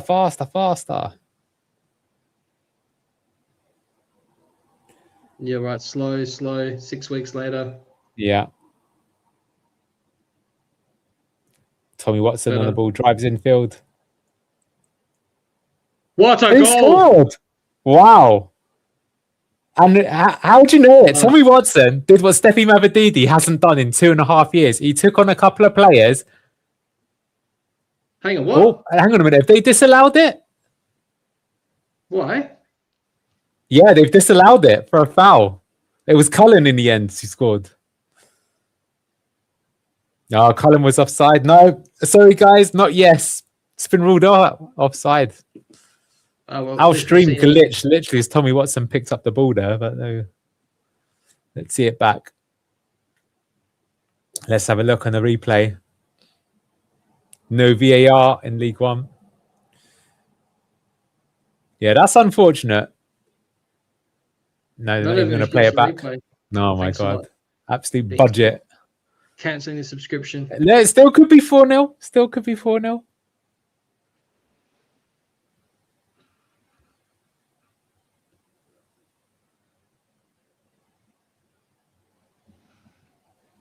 Skip, turns forward, drives the ball. That was good to see from Tommy Watson, though, that he's willing to beat his man. Look, he looks better than Mavadidi already, doesn't he? Already. Yeah. Cross from Watson. Corner. Yeah. Got to start Tommy Watson ahead of Steffi Mavadidi next half. I think Steffi's finished at Leicester.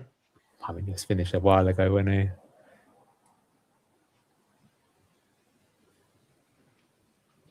Yeah, Watson has already done more in 10 minutes than what Steffi's done in all game in pre-season.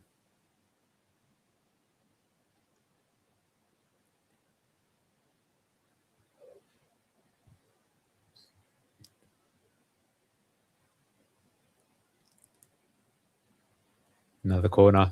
Oh, Lewis Page is coming on. I'm guessing he's coming on for Sammy Braybrook. Brian Tough is not happy.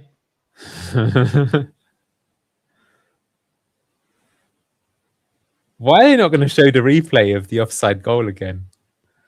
I don't understand. I don't think it was. Well, apparently it was, but we won't say. It's miles off, is what they said.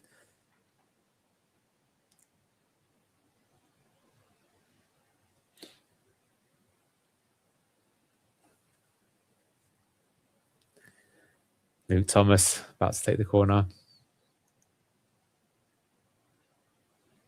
Easy take for the keeper.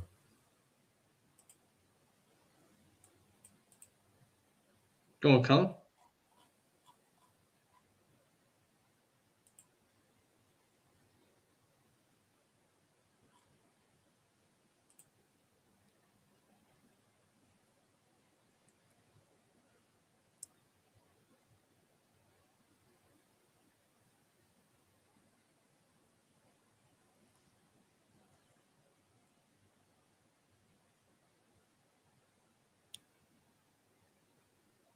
Wow, it was a great finish, wasn't it? Very good finish. See this again. How is that offside if it's come off their defender? Have they changed the rules or something?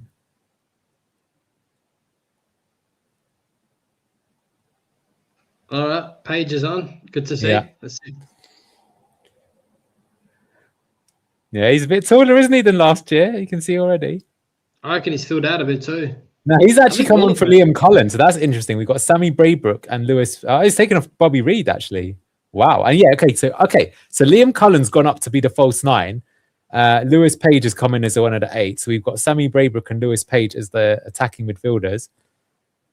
And Liam Cullen has played up top. So that shows you that maybe we're going to see what he's like up there as well. Because, yeah, Bobby Reed is the false 9, ain't it, is it? Because it might have been offside, but that was actually a striker's finish from Cullen.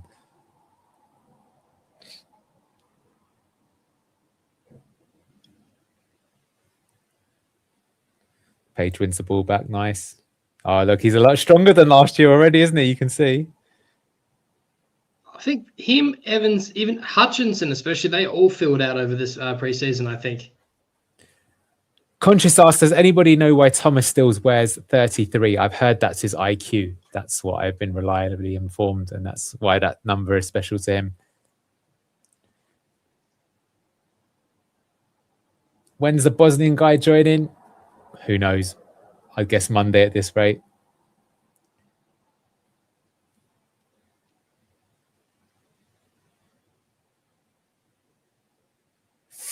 Dangerous giveaway there. But Kohli's going to win it back.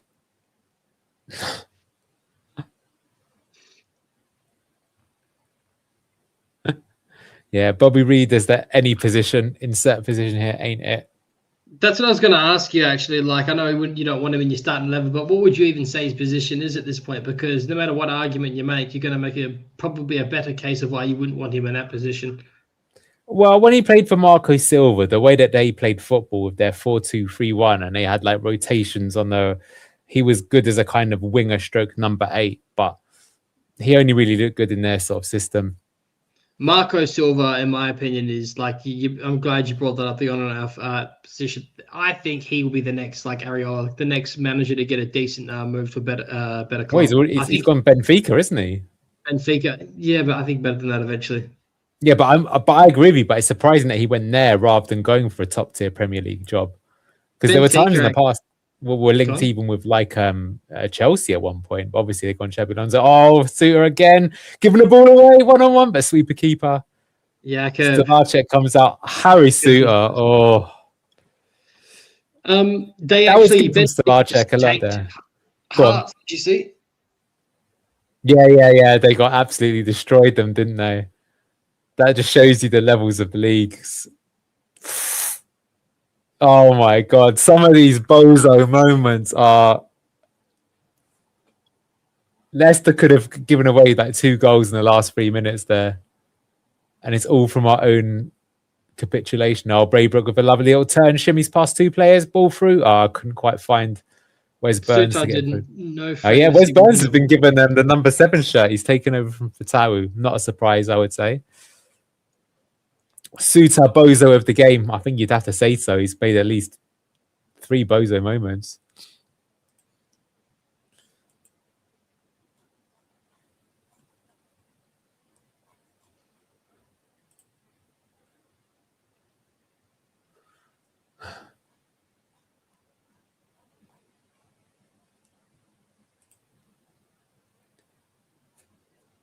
Yeah, and these were 2 Premier League defenders. Depends on the style of play you're going to do, but Harry Suter's game is not getting on the ball and trying to dictate it. He's just not that type of player at all.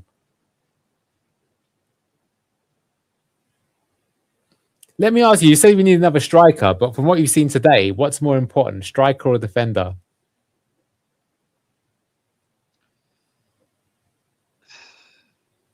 Clean sheets win leagues. That's what I'm going to say. I'm happy. It depends if we're going to keep Faze. I hate to say it, man, but I would just keep Faze at this point. You know, I'll answer why that is, and I know if I'm going to cop pelters for it, because unless we unearth some gem and pluck some gem for cheap where we can give him a 3-year deal or whatever, then sweet. But like from what we've been seeing in the market we've been shopping in, you know, free agents, loans, or like if we're going to, I'm okay. Or renege. I would rather roam a centre back in. If I had to pick, it would be a striker and a centre back. They're the 2 obviously positions we're screaming for, striker and a centre back. But I would rather loan the centre back. Interesting. Okay. And I'll say this too. I think also, if you're going to be greedy, I think another winger. Well, yeah, just like everyone, just sign another 11. It's pretty much what a lot of people have said. Oh, could be a chance here on a counter. Where's Burns? Oh, he's a lot bigger, Wes Burns, than I thought. Maybe he's not. No, it's just the entire team is midgets. Burns with the ball across. Luke is right because no one is going to buy Fass.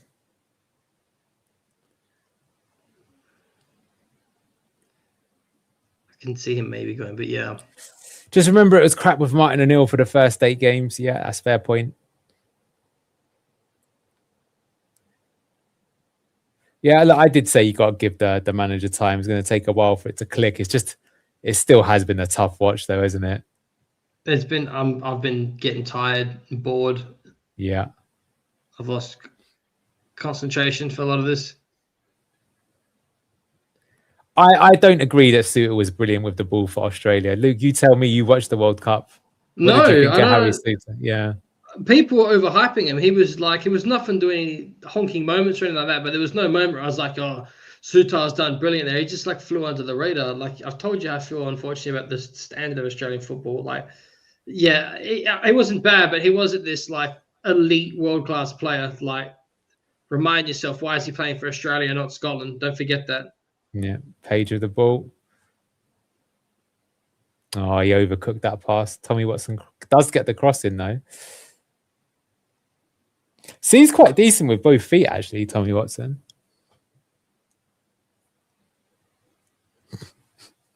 Two more subs. Get those Bangladesh flags out for Hamza. Oh, God. Let's hope not. Is he coming on? Probably is. Warriors on and Hamza are on. That's Bade, isn't it? Is it? Yes, it is. My screen glitched. Is he taking off Skip, though? I think that's a mistake to take Skip off at 1-0.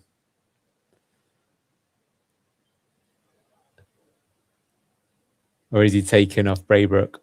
Hamza, for fuck's sake. Yeah, he's taken Braybrook off there. No, he hasn't. Okay, who's he taking? Who does Hamza come on for there? Yeah, I'm sorry. Seeing Hamza come on is just another depressing thing. Him and Luke Thomas is... Bozo City. Yeah. He came on for Cullen. Okay, so has Lewis Page gone up top now as the false nine? He has. Canal. Everyone have a turn at false nine in this game. That's what's happening. Yeah, now you got Lewis Page as the false nine. You got Sammy Braybrook and Hamza as the high eights. Interesting. Yeah, playing for the 1-0.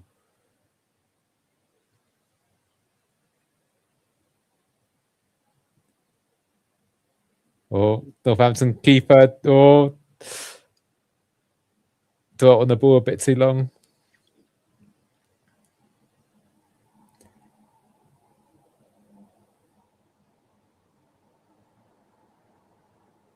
Hamza, man. Straight into the action and straight away with a mistake.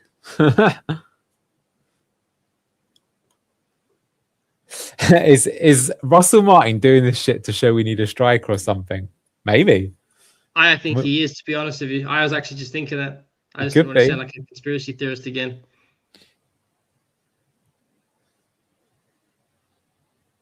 But they let one of the strikers go, didn't they? I mean, based on what we've seen today, Cherry would have been way better than Bobby Reid, in my opinion. Yes. I would also say, based on what we've seen so far, even though he was unlucky that it was offside, I don't understand why he signed Liam Cullen, really. I just don't think that's a position we needed to replace if that's how he's going to be used. Have we signed him or have we got him on loan? No, signed him. 2.5-year deal or 3-year deal. Oh, tell me what's on the ball. That was much better. Ball across. I couldn't find Braybrook on the return pass. I kind of want an equalizer, an extra try, just to see what Martin does. I think it goes straight to penalties if it's if it's a draw. So be careful for what you wish for. Yeah, because I've seen another match. Millwall beating QPR on penalties, 1-1. It finished after 90 minutes. Respect Watson's work rate. He's looked low key pretty good since he's come on. Tommy Watson. All the aspects of his game, receiving the ball under pressure, beating a man. Actually got some end products as well. I'm not that surprised. I mean, he played in a playoff final for Sunderland, so going to League One should be way above his level.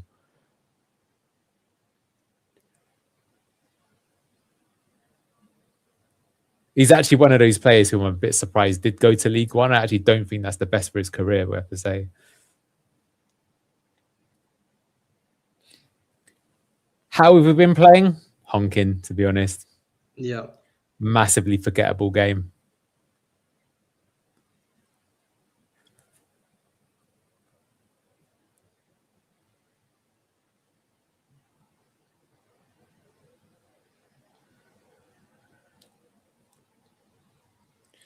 Luke over the ball forward. He's found Wes Burns' chance here. Hamza's making the breaking run. Oh, what's in there? It's a bit surprised West Burns took so long there to put the pass in. Go on. Luco, go on, Go buddy. on, buddy. No, he got too excited. Needed to pick out a pass there, not go for a goal. Slow and uninspired, says advisor. I think that's a good way of summing up the game. I wonder what Russell Martin will say after the game, actually.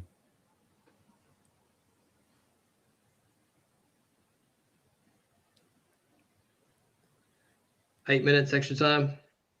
Wow, 8 minutes. Crazy. Yep. Braybrook looks fucking knackered as well. Well, that's one thing you got to say, that it being the first game of the season, you would probably not expect it to be a classic, especially it being played at sort of like peak time. Oh, Coley again. This is another bozo moment. Is it going to cost us this time? Not this time. Harry Suter going crazy at Coley, probably rightfully so. Chat, would you say that everything you've seen, I know is very limited, that Braybrook is the closest thing we've seen to a Keenan Dewsbury Hall replacement in terms of on and off the ball engine and progressive ball carries?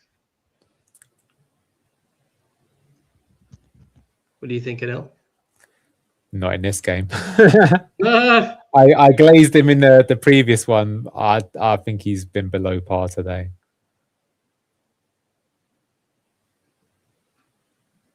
Of the people who started, I think only Oliver Skipp had a good game, and even then, I'm only going to give him like a 7. It's nothing standout. I just think he did what you're supposed to do in that role. And then the only other player that's been anywhere near impressive since coming on has been Tommy Watson. Everyone else, totally forgettable displays. I still think JJ looked good in the first 20 minutes before the break. I'll maintain that. I know it's not the whole performance, but absolute cope. Yeah. Well, I guess what I'm trying to say is I'm excited to see. I think he's going to be a really good player, man. I think he just looks like he's getting better and better each game. Cheers there from Daniel, the Everton fan. I hope we bounce back too. Going to be a tough season based on this. I've ended up fixing spreadsheet formulas on the other screen with BTG on the other. And which one's more interesting? Probably the spreadsheet. I've liked every Evertonian I've ever met. There's a painter I always run at the paint shop that's like a staunch Everton fan, and he's good shit. I like him. They love Keenan Dewsbury Hall over there. I'm just about to bring your Everton love in away. So when we won the Premier League, the team that we were playing to lift the trophy was Everton. A lot of Everton fans, to give them credit, they did sell their tickets to Leicester fans who wanted to see them hoist the trophy, but there were a bunch of them that refused to do it. And I actually sat in the Everton end for that game because I gave my ticket to kind of my friend's younger brother, so he could sit in the home end for that game. And let me tell you, they were really bitter. It was like, what killjoys, you know? Like, what? They were safe. They were mid-table. They had nothing to play for, but still, they had to just like party poop. When Andrea Bocelli was singing, they were like chanting over it and stuff like that. So sorry, bozos. Not all of them, of course, but there were a bunch of them. I like when people show respect. I saw there's a beautiful moment that went under the radar on Aussie Rules where there was a guy that like nice one, sold his ticket. Yeah, go on. His retirement match was a fight, like basically a playoff final, and like he was away from home. And if they won the game, he would have gone on for another game. But then obviously they lost. His name was Boomer Harvey. His nickname is Boomer. And the whole Adelaide crowd, like this is not where he's from and nothing, like all chanting his name. Boomer, like 50,000 people chanting his name. Wow, that's class. Yeah, that's class when people do that. Yeah, I love that shit. Well, like he's a knob, but I remember when Cristiano Ronaldo was at Real Madrid and he scored that bicycle kick against Juventus. Even the Juventus fans just started clapping and they're like, "Fair play! What a goal!" Yeah, I think this is a good take from Salt. It's early days. We still need players through the doors, in my opinion. Massively concerned by the pace, lack thereof. This is very much possession for the sake of possession football, I feared. I hope Russell Martin can improve it. Yeah, the tempo of the game and the speed of passing, very poor, in my opinion. But, you know, when you play that sort of style, it's until you've got your kind of settled squad and who's going to be the 11, I think it is difficult to immediately come out and just starting passing teams to death.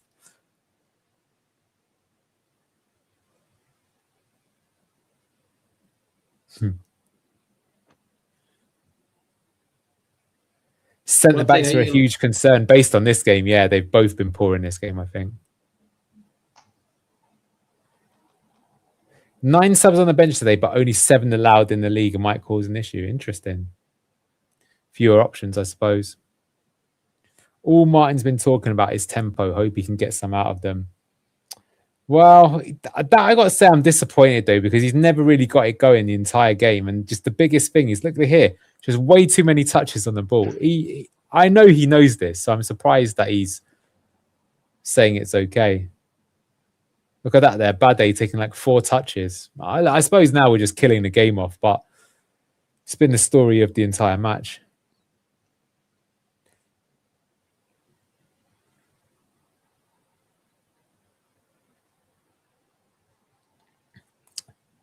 Thomas to Chowdhury, that's not a sentence you ever wanted to hear again, but here we are. No.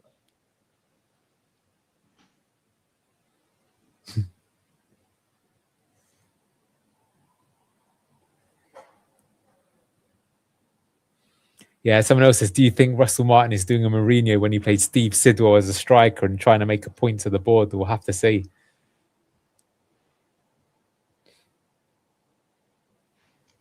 So he's been awful for ages. I've never, ever understood why we play him.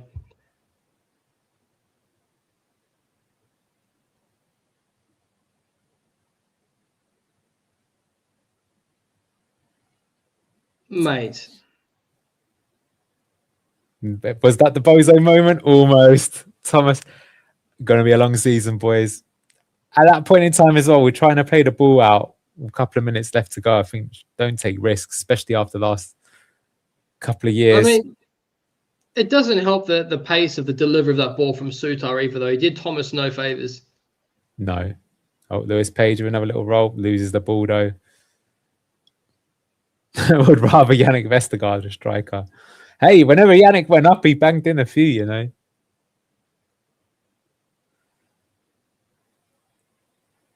Mate, people just don't like Hamza. He's been crap for Leicester for years. It's just a fact.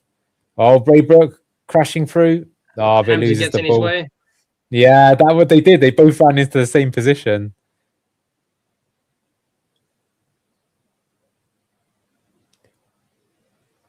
What for? Don't know. Who knows? Well, we're about to be put out of our misery, luckily, from this game. Truly forgettable.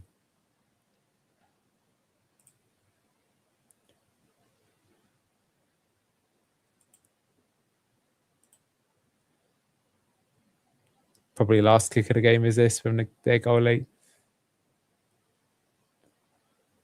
They're going to score. We're going to pens.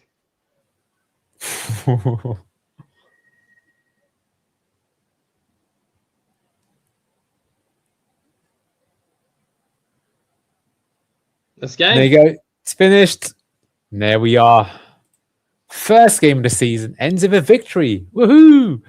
But a very forgettable 1-0 there. Let's have a look at that. 79% possession. Just 8 shots, though. Only 3 on target the whole game. Give me a summary, Luke. What did you make of Leicester City 1, Northampton Town 0 in the Carabao Cup? Very uninspiring, boring. I'm trying to stay awake, to be honest. It is late here, but fuck me, that was dire. I wouldn't say dire. I'll say this. It doesn't look anywhere near as disjointed as a horror performance, let's say, from either Rude Cooper or Cifuentes. At least I can see what we're trying to do. It's just that what bothers me is we're not doing it well. And as we've been discussing the whole game, the pace that a lot of these balls have been delivered, the amount of touches, the amount of hesitation, it was poor. Bobby Donkey overread, redundant the 9 position, and Mavadidi just totally negative and not confident at all. Bit better when Watson came on, so there is some small positive there. Wes Burns as well. I want to give it like another 10 games, Neil, but from what I just saw, that wasn't inspiring. And Sutar, for me, is not our starting centre-back at this Russell Martin ball. Yeah, look, this is a good comment. Thank goodness it's over. We may have won, but the performance is so boring. Needs a lot of work with tempo on our passing. Yeah, and look, what we mean by that with tempo is it was just slow, lethargic, taking way too long, taking way too many touches on the ball. And you know what I think is a bit disappointing for me, Luke, is that I don't really think at any time in the game there was a moment where it went like bang, bang, bang, one touch, one touch, one touch, one touch, and then we made an opportunity. I actually can't think of a single time in the game that we did that, and that's what's poor. I think prior to this, because I obviously said that I still think we are going to win League One. The reason I think we're going to win it is I do think what I'd seen in pre-season was a lot better. It was awful today, I will say that, but it takes a while. This was the first competitive game. Perhaps the pressure was on. I think it's fair there. Someone just put nothing has changed. I think that's a fair comment based on what we've seen today. But you still got players coming into the team and things like that, and it needs to click. But yes, I would say that for me, just the lack of speed in passing makes this style of football ineffective, in my opinion. Right? The reality is we've only scored our goal through a corner. And other than that, I can't really think of another time in the game where we cut the team open completely and we missed like an easy sitter or had like an easy chance. There's one opportunity where Bobby Reed got the ball and he was one-on-one with the keeper, but it was very far out wide and left-footed and have to go through the legs of the keeper. It was, slow, or sorry, a low chance to score there. Go on, so I cut you off there. No, you didn't. There was that Mavididi one as well. There was that one chance at Mavididi where he glitched out as well and sent it wide. I think what's alarming as well is you talk about like pace, and that's why this style doesn't work, because you're never going to pull people out of position and be able to create those opportunities to test the keeper if you're not delivering the ball at speed and making those pass-to-pass movers. Yeah, it can only get better, right? I mean, it should do. What I'd say is it's still like any manager. Like I say, first they've got to be given their team and their squad to work with. Then once they've got that, they need to work with them. And you still need to see the patterns and the identity, and then for it time to click. And with a system like this, when it clicks is when you start seeing them winning the ball back quickly and playing it one touch really quickly and cutting the team open. So we did see some examples of that in pre-season, but as I say, we didn't see that at all today. So one of two things is going to happen. Either it is going to click and then we do go on and it'll be a pretty routine season because we have too much quality and it'll be pretty easy, or, and I hope it doesn't go this way, or it never clicks and you just see what we saw today over and over again and we struggle. And I think, to be fair, all the people that are being quote unquote negative today, what they will say, rightfully so, is that today again it was a struggle, and basically just like last season again, Luke, I can't really think of a single game we played where I thought we were really, really good the whole game. There's no 90-minute performance. We kept saying that from the beginning. But basically last season, when we won games, we won it because we had good individual players rather than being good as a team. And today we've won because we scored off a corner. If you take the corner out of it, or even if we'd have scored that goal, that would have been from a really good finish, right? We haven't really, you couldn't say, look at that and say, oh, what a great team Leicester City were there based on what you've seen. Would you agree with this comment here from Carol? It's a regression from pre-season. It really is, that is a bit scary. That we're so much worse than when we were in the last pre-season game. But maybe that's because there was no pressure on the game, right? But there's going to be more pressure on next week's game as well. So we've got to see. If we started Woyo Koulibaly at left back, we didn't start Mavididi at left wing, or Bobby Donkey over Reed as a false nine, how much different do you think that first half is? I don't think we're going to be sitting here post 90 minutes as negative as we are. I still think there would have still been the same groans, frustrations. But is it a regression from pre-season just purely based off the 11 we picked? Hindsight's a beautiful thing. What would you say to that? I think the biggest worry, Luke, is just like our inability to pass the ball in between the lines. And like, this is a fair comment, right? It's like, we played today against a team that were never trying to like press us and win the ball back up high and therefore leaving space for us to play in between, which is what we played a lot of in pre-season. So when you've got teams that are just parking the bus, then that relies upon you being able to pass the ball quickly and effectively to find the gaps and make the third man runs. But today, just the passing, and I think the worrying thing, Luke, is, as I say, I can only think of one person today that I thought was good on the ball, which was Skip.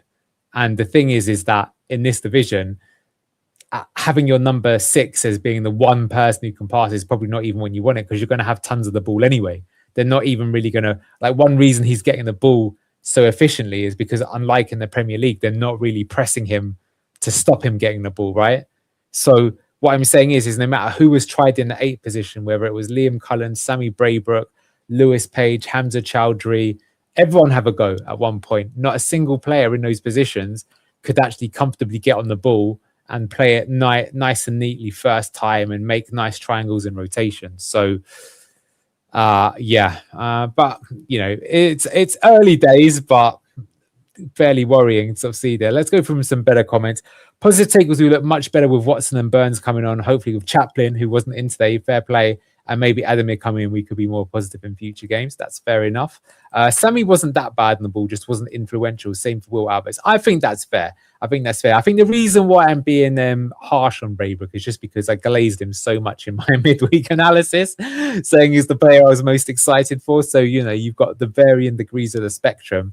He showed some good touches, but there were a few moments there that if he just wasn't as well, there we go, you can take that one. You'd rather play a Luca and Faze at centre back. I will say, Locke said this to me the other day, actually privately as well. Goes, he's very worried still with the centre backs and the goalkeeper. And I think if you look at today, the bizarre thing is though, Luke, is it's not because they lost their jewels; it's because they made mistakes, right? That's the weird thing, isn't it? It's not like they've been beaten in the air or whatever like that. It's because they get on the ball and they just poor passing it. I'll say this. Yeah. I'll call it out. Like I just want to have a good conversation with you. I put it in the private chat. We might as well have it now. We didn't see enough of Buddy Aluko. I think Buddy Aluko, I believe that you guys said that he started late, correct? He started at 14. Yeah. So the guy's a raw talent, yeah? He's a raw talent, very fast, very strong for his size. He's a big lad. He's got a lot of physically gifted attributes. He's a brave lad as well. He's willing to join in the attack. Do you think he's at right back and not centre back purely for that reason? To bring that comment back up about Faze, the reason I want him there is this suicide high line is I can trust him to be able to beat his man and get back and track back in time and help, defend a one-on-one of the keeper. I can trust him to join in the ball in the attack. But would he be too ambitious? Because every time you see right back, he would look like he's not even playing a right back when he gets up in there and involved in play. So do you think that he's not going to be starting because JJ is more smarter on and off the ball? His positioning is very good. He's good on the ball too. Where do you think is the best way to deploy Aluko? Because to be honest with you, I'd back him over most of our centre backs. It's a really good question. I honestly don't know, to be honest, because it's funny. Some mentioned they found him playing in the park. I don't know about that, but I think he just played in one of those trial days and he impressed. I think he went to the same school as some of the players, but he wasn't a professional player. He just went to the same private school and you have to be so good. They're like, damn, this guy's good enough to play. And I think he got the deal that way. I agree with what you're saying, Luke, is that he's one of those players that he's got all the physical attributes. He's not bad on the ball, but I would say I don't know what his best position is. When you look at him, right, he's one of those players. And that does happen to some players where you can tell there's something about them, but you don't actually know where their best position would be. So I don't know. I can see, as you say, why you would have Jadon Joseph, because he seems to understand the right back position better in terms of where you've got to stand and what to do and when to make the run. That can be learned over time, but I would understand why Russ Martin would rather have the player who knows how to do that now rather than in the future. Aluko could be good as a centre-back, but I don't know if he's that good at passing the ball out either, to be honest with you. I can't really comment. I don't want to say he's good or bad. I haven't seen enough of it to sort of say. I do think, though, as you say, though, is that, as you say, based on what we've seen of those two centre-backs today, you'd have Faze in ahead of either of them any day of the week. He's just like light years above both of them on the ball. We have to do there. You think Aluko could do a job as a 6, but does he have the technical understanding of the game? Like, I personally think that to play the 6th position to a high level is one of the hardest things to do in football. It looks so simple, but it's not. It's just my personal opinion. But just before we wrap up the stream, any final thoughts from you of what we've seen today? After you've seen today's game, are you more excited? Are you less excited? Or are you the same? I'm less excited, unfortunately. But I hope to change my mind. I'm still reserved. I still want to see 10 to 12 games before I develop a strong opinion. But yeah, today was a boring and forgettable game. Yeah, I think I would agree. I wouldn't say I'm more or less excited. It is what it is. I don't really think, even though I bigged this up as the first game of the season, I don't really think it was, if that makes sense. I still think it was part of the pre-season.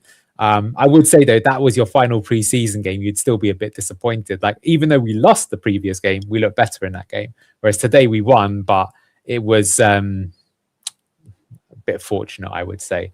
We'll have to sort of see there. So, look, that's it. Let's call the watch along there. Thank you for joining us today. Tune in tomorrow for Good Morning Foxes. Locks, Kate, Steve. I think Graham will be on there. Maybe you can see what they've got to say. But people who are actually at the game, I actually hope they've got Imran on. I really want to hear from him. Hopefully, he sends us a video. And then the league starts properly this time next week against Notts County. You going to be joining me for that one, Luke? I'll be there, brother. Okay, well, that's when it really gets serious, right? This is still the cup. Even if it had lost, it would have been bad, but who really cares? We're not going to win the competition. But League One, we go in as the bookies' favourites, and I want to see if we live up to the billing or not. So thank you very much, everyone. Thank you for joining. It's been Blue Tinted Glasses, and we will see you next time. Bye-bye.